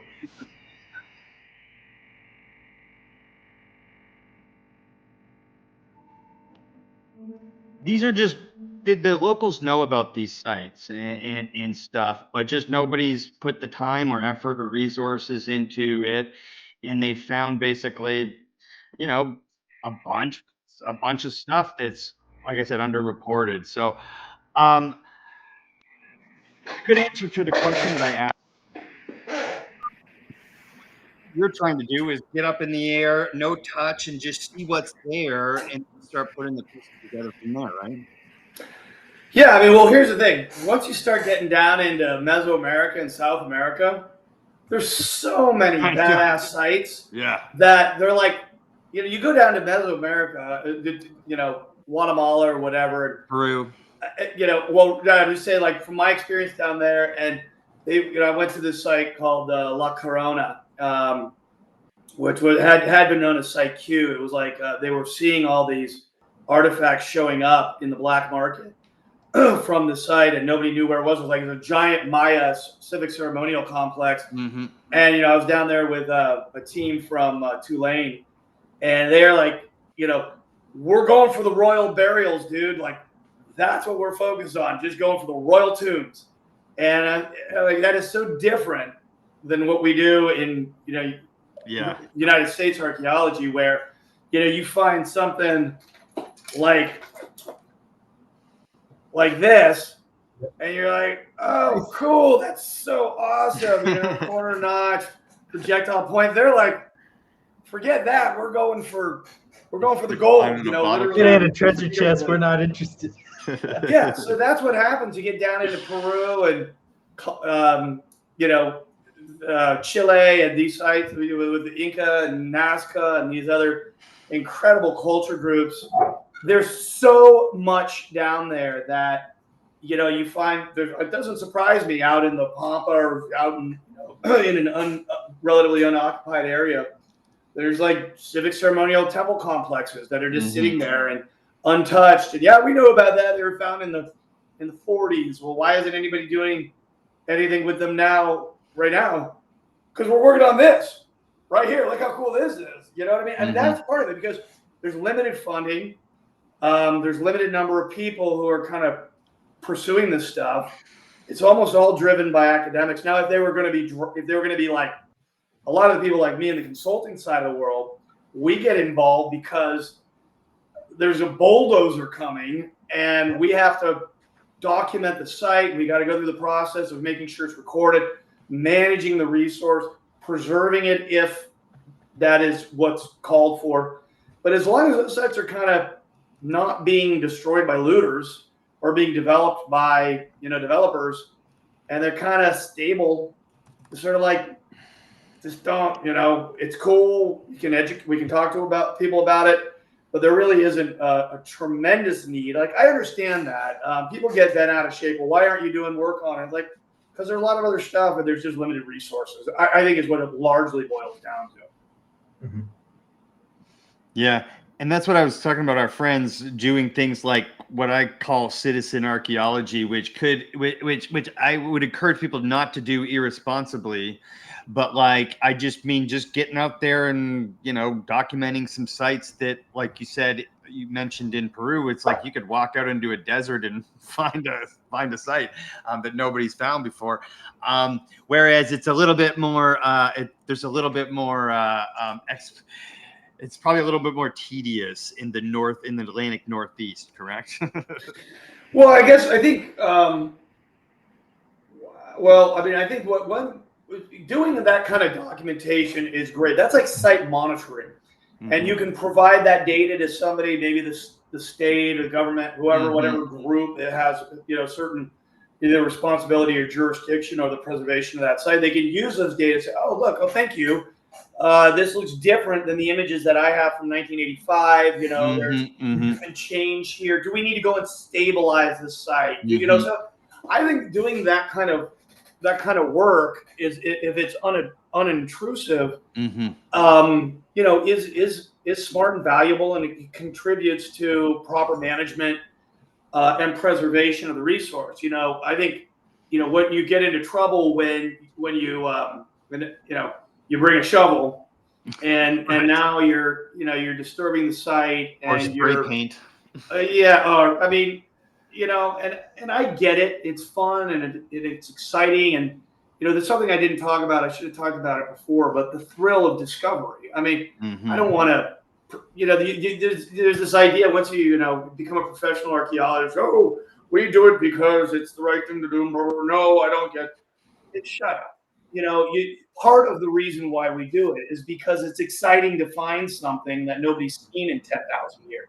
Yeah. So I get that, and that's why people will go looking for artifacts and in river dive, and I understand it, and I'm not being overly critical of that, but I do think we just have to remember that the resources are non-renewable, and when you dig through it and you disturb it, you're now interrupting the context. You're potentially destroying mm-hmm.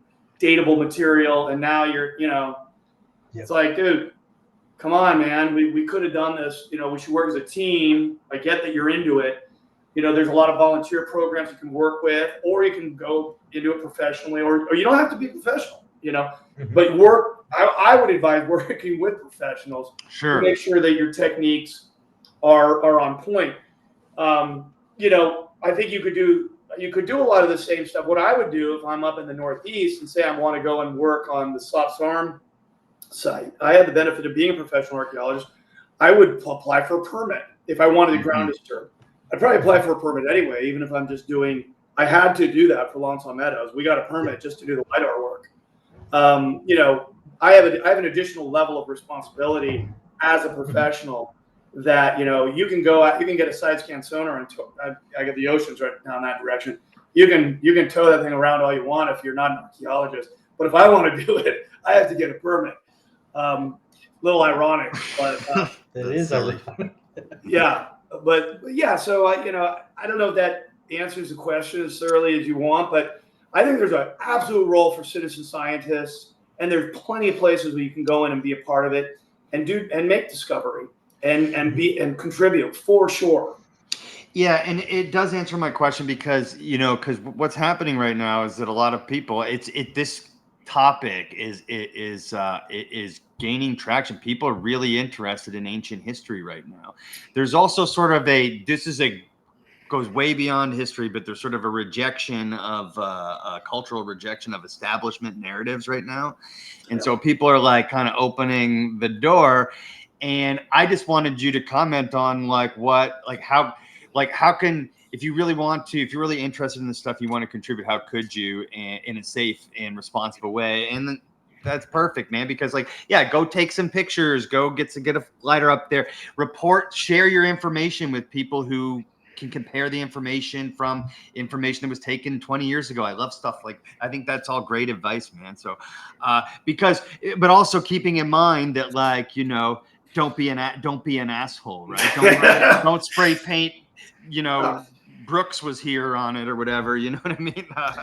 Like, you know, and other stuff, you know, and I'm not going to sound, you know, maybe I'm being a little over the top here, but, you know, just be careful about contaminating the site. You know, if you're out there and you're flicking your cigarette butts and ashes and just doing different stuff, you know, we don't leave your trash. You know, be careful. You don't need to climb on stuff. Over, you know, again, you know, I've scrambled up and down ruins and rocks, so I don't want to be a hypocrite here.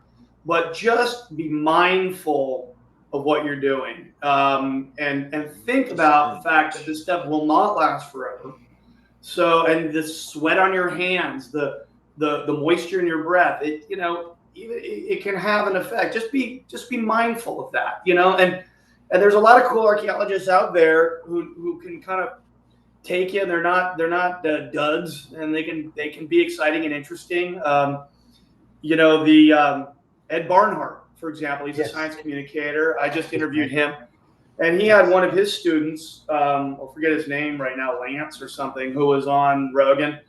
And, you know, he was inspired by some of the more alternative ideas and started working with Ed, and he moderated his view. So, and now he's got this real open mind. He does some interesting stuff on culture contact in Mesoamerica. You know, so again, kind of going full circle, question the narrative, question the establishment. You should. But in that process, just make sure that you're not, again, being, you know, following the same sort of paths, you know, and missteps that those you're being critical of might have, you know? Yeah. That's a good point, because one of the things that can happen if you don't learn from mistakes of the past, you'll just go around and repeat, oh, good job, you learned that someone else made a mistake, then you went on and repeated it yourself. That's not good. Yeah. But question, there's a lot of garbage out there, you know, on both sides, on the alternative side and on the establishment side. You know, I find that once you find yourself like too entrenched on one side or the other, you probably are doing what you say the other guy is doing, which is, like, you know, ironic to say the least. Since you mentioned it earlier, we talked about, you know, you talked about remote viewing using like technology, but then you also mentioned Edgar Casey. So can we touch on? Did I say remote viewing? No. You didn't say viewing. You said remote sensing. Sorry. Yes.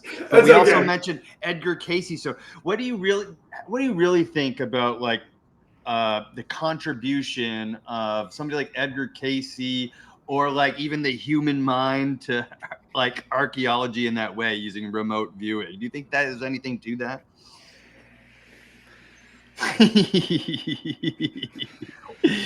I don't know, dude. I don't know. I mean, do I think? Let me tell you, I was getting out of the shower like 2 weeks ago, and I'm like, oh, I haven't heard from that guy. I really need to get an answer to this question. I picked up my phone and I start texting this dude, and I'm like, whoa, what's going on with my text? A text was coming in from him at the same time I was texting this guy. And I talk to this guy once every 2 years. Mm-hmm. So I'm like, whoa, was that entanglement? You know, what just happened? What are the statistical chances of that happening right then and there? You know, and in that moment, I'm like, I could have been, you know, I could have been very convinced that there was like a psychic connection, right? In that second. Yeah. And then I remember there was a comedian who used to talk about these commercials where it would, like, you know, a woman falls in Nova Scotia and her daughter feels sudden pain in her back in Florida. And, you know, is it a coincidence or something more? And this comedian's like, it's a coincidence. That's what a coincidence is. That's why we have the word. So, I don't know. I don't either. I am open to the idea that there's connections between Mhm. people, that, there's so much left to be learned. That maybe there's some latent stuff that people are plugged into, and they can, and I've had, like I just explained, that or described that call, a lot of that kind of stuff through my life. Mhm. Am I going to rely on it? No. And the stuff that I hear from, like the remote viewing, and Mhm. I'm plugged into like what's going on the internet in this space, and I have never been convinced by any of it. You're like, Me oh, a neither. million years ago, I'm remote viewing Mars, and there was a Ugh. huge civilization. I'm like, really? That's No. awfully convenient. I'm waiting for something that's really going to resonate. I want a remote viewer to go, Mike, look there, dig there, or and then I dig. I'm like, dude, wow, you did it. We've been looking for this for a year. I'm not. I'm open to it, but never seen it work. Well, that's a good point. If the percent chance of success was really that high, people would have caught on and been doing that a lot in archaeology, like Edgar Casey was proposing to do. Well, and the critiques of these. This is a really good one, I think. If you could so accurately predict the future, again, I'm not saying it's impossible.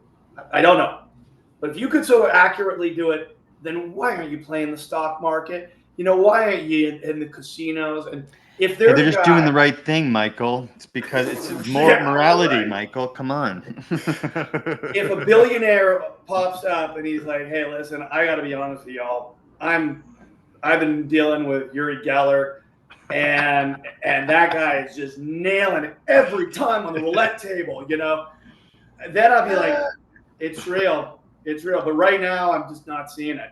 That's right. That's right. Yeah, no, and I always glaze over a little bit with it too. I want to believe and all that stuff. And I mean, the U.S. government looked into it for a long time, and yada. And I know some people who I feel like are fairly serious people who say they can, or they've experimented with it, or they know serious people. Sure. But for me myself, I just thought I'd ask because Edgar Casey famously has a pretty decent success rate for mounds, things in Egypt, things like that. And I believe that there's some like I'm not going to explain it with my monkey brain, but like there is a connection that we're missing that we can't really explain. Like my acupuncturist read my mind the other day. I don't know how. I'm not even going to get into it, but I was thinking of a very specific memory of my childhood, like to the T of my my physical surroundings, and he described them to me. And I was like, did you just read my mind? And he was like, I don't know, did I? And I was like, I think so. And then afterwards, I was like, I can't believe you just read my mind. And he goes, how do you think I feel? I just read a mind. Now get out of here. And I was like, but we were in this moment of like where we were really trusting each other and vibing and connecting, and he's really compassionate. He really pays attention to me, and he fucking read my mind. I don't know how else to explain it, but like I typically check out when it comes to that conversation.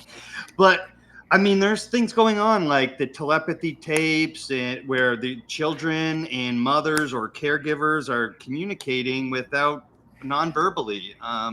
And they're scientifically looking into it. So who the hell knows, right? Yeah. I mean, I haven't. I saw a little bit of that, and then I just yeah. It's hard for me too, dude. The one thing with that, and again, I haven't looked at it at all, but they're like the parents' hands are all over the kids. Like, take the hands off the kids when they're like hitting on the board. You got somebody and they're communicating on this. And I think that there's room for misinterpretation. Yeah. There's room to kind of abuse that. I don't know, but again, I haven't gotten into it thoroughly. Now let me say that there is quantum entanglement is a thing. Whatever that means, it's a thing. I mean, you can affect no, I know what it means, but whatever you do with that, whatever I know what it means, but like, what do you do with that? Because there's higher level dimensions. I mean, we can, I've been into theoretical physics for a long time, and string theory. I know that's coming under critique now from a number of people who think that physics has kind of been sent down sort of the gilded path to sort of distract from some of the other more kind of poignant theories. And I'm down with a lot of that stuff. It does seem to be the Eric Weinstein stuff is awesome, really interesting. Mm-hmm. We do have a sort of collective unconscious. I mean, you can go back to Jungian philosophy, and we're all I never met you guys before, but we're all kind of brothers in a way. We got a brain that's kind of pretty much the same, and we all had a similar evolutionary trajectory, and we think alike. And is there something going on, collectively that allows us to sort of transcend physical boundaries? I am way open to that. I just to be clear, you asked about remote viewing, specifically. So there's other ways to kind of cut up that pie a little bit and say, well, I can see this, but maybe not so much that. Yeah, so you're just saying you're just open to the idea of like something that we're missing as far as like what we can measure, and I agree. I mean, but who knows? I just think it's fun to think about. I just don't know. Again, I'm not going to answer my own question. I don't think they're useful in archaeology. Do you, Mike? No, not really. I'd rather use my LiDAR maps. I mean, that has changed stuff. Not to be too much of a geek here, but like that super high resolution elevation data, and then you can apply algorithms that show like nearest neighbor. You can see subtle little rises in topography that we never were able to see before. And like, boom, that's the site. And that kind of technology is going to open stuff up. If Uri Geller comes over and tells me, well, this little high rise right here, Mike, on your LiDAR map is the golden ticket. I'd probably prioritize that just for fun. Let's go check that one out.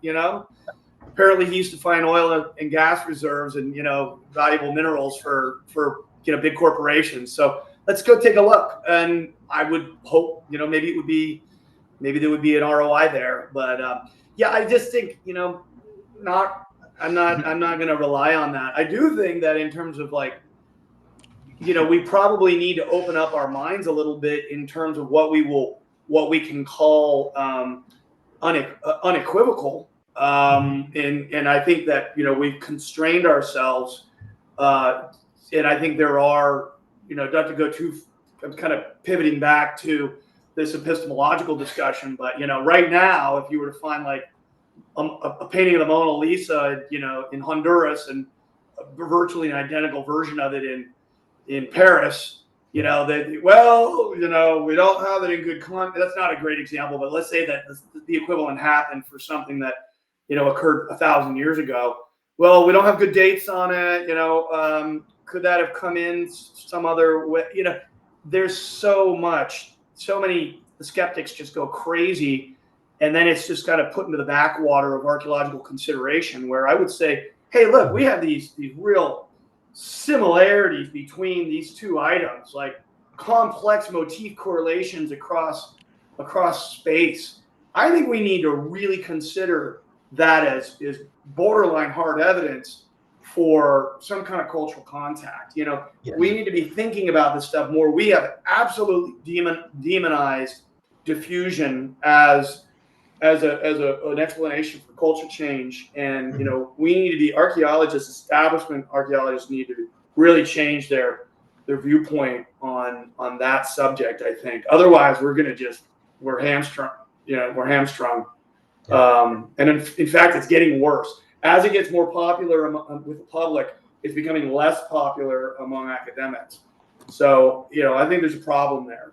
And maybe your generation can help us figure that out. Well, and the only way we'll be able to fix that problem is if we're aware of it as we head towards it, because it sounds like just some basic reactionary, and this was something I meant to bring up a couple times earlier, tribalism, tribal behavior. I'm on this side, you're on that side, the other side says this, so I'm going to say the opposite at the expense of my own sort of logic. Yeah. Yeah. No, you gotta not give enough. Yeah. Forgive me. Like, and some of the old guard archaeologists, this woman, Barbara Purdy, she died a couple of years ago. Old school, emeritus at University of Florida in the 70s.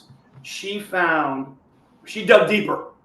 She dug deeper than you're supposed to, and lo and behold, she found near Gainesville some stone tools that looked like they were made using the Levallois technique, which is generally associated with Neanderthals.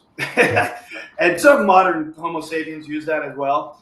And she published about it and said that like 30,000, maybe 50,000 year dates. And everyone's like, what? You're out of your mind.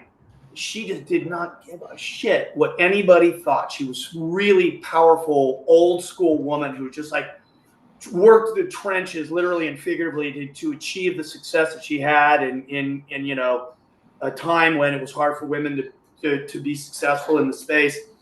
And I think she's going to be shown to be correct. I think we've got people here 50,000 years ago, maybe earlier.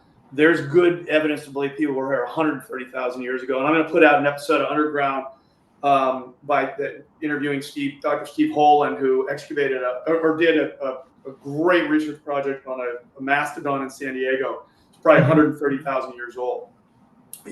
So again, to the people out there listening who are inspired by this kind of interesting stuff, there's plenty of room to throw, the paradigm into a tailspin.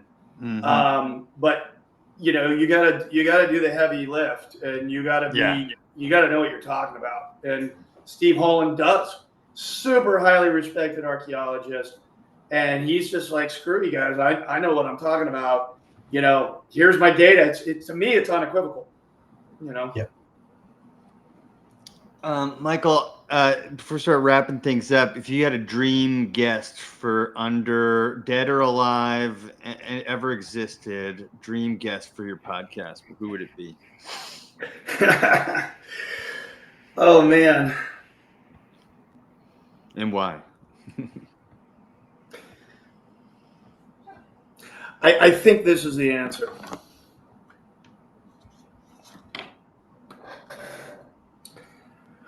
Farley Moat. Okay. Dave, you're Canadian. You know who that is? No, I don't. Not off the top of my head. Maybe I do. Don't say anything. Hold on. That name is like real. It's like bringing me back to like school or something. He's a gem in Canada. I didn't know much about him until recently too. I know that name.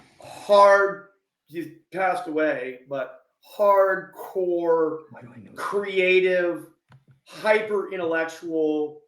He's written dozens of books, and some of the best known,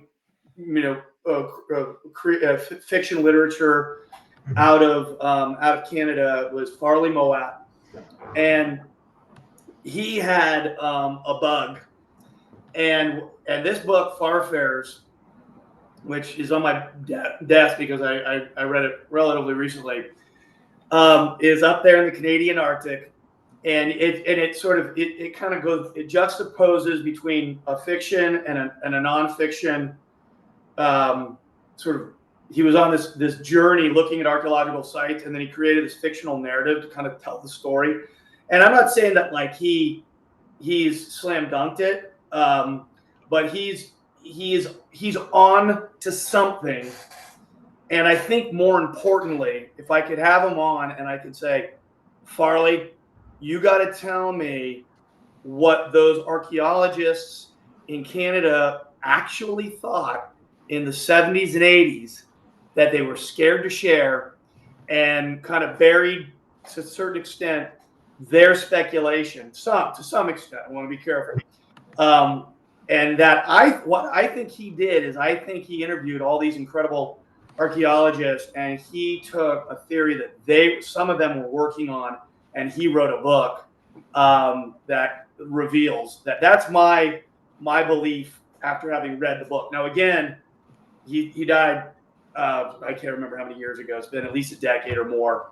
So he's not necessarily slam dunking it, but there's something there. And I think, unfortunately, it may go to the grave with him. And a few of the archaeologists who were mentioned in this book are very elderly now and kind of on their way out. And, it's going to be a shame if some of those ideas are lost, in the process. So that was Farley Moat. Never had to answer the question, but there you go. That's an amazing answer, because it's right at the core of what you're trying to do with Underground. You said the conversations you'd have with archaeologists after hours, after dinner, the deep conversations late at night. That's what he gathered and turned that into a book. So very, very cool. I'll have to check that book out. Yeah, and I know that name, but I don't. I just do not know how. So I'm about to go on as soon as we finish this, I'm going to find out. But because I know that we learned about him in school in literature class and English class, and so I think it's something about wolves or something, right? Yes. Yeah. I'll look into it. Yeah, but it's Arbuthnot, right? Yes. Michael Arbuthnot, it's been a pleasure having you on the show today. I feel like we covered a bunch of different fun topics. I really appreciate your candidness, and man, I hope this isn't the last time you join the Multiverse. Yes, no, I've enjoyed it, guys. I mean, God knows how much trouble I'm going to get myself in just like spilling the guts with y'all, but I enjoy it. It's super fun. It's just interesting. I mean, look, we should talk about this stuff. And the more ideas, the better, right? Let's let's keep it rolling. I'm happy to come on again, and I appreciate everything, guys. Thank you. This was a blast today. It was so much fun talking. It was great to meet you. Excellent. All right. Enjoy the rest of your Sunday. You too, sir. Hang tight. Take it easy. Subscribe to Mike and Dave's Multiverse on YouTube, Spotify, and Rumble today.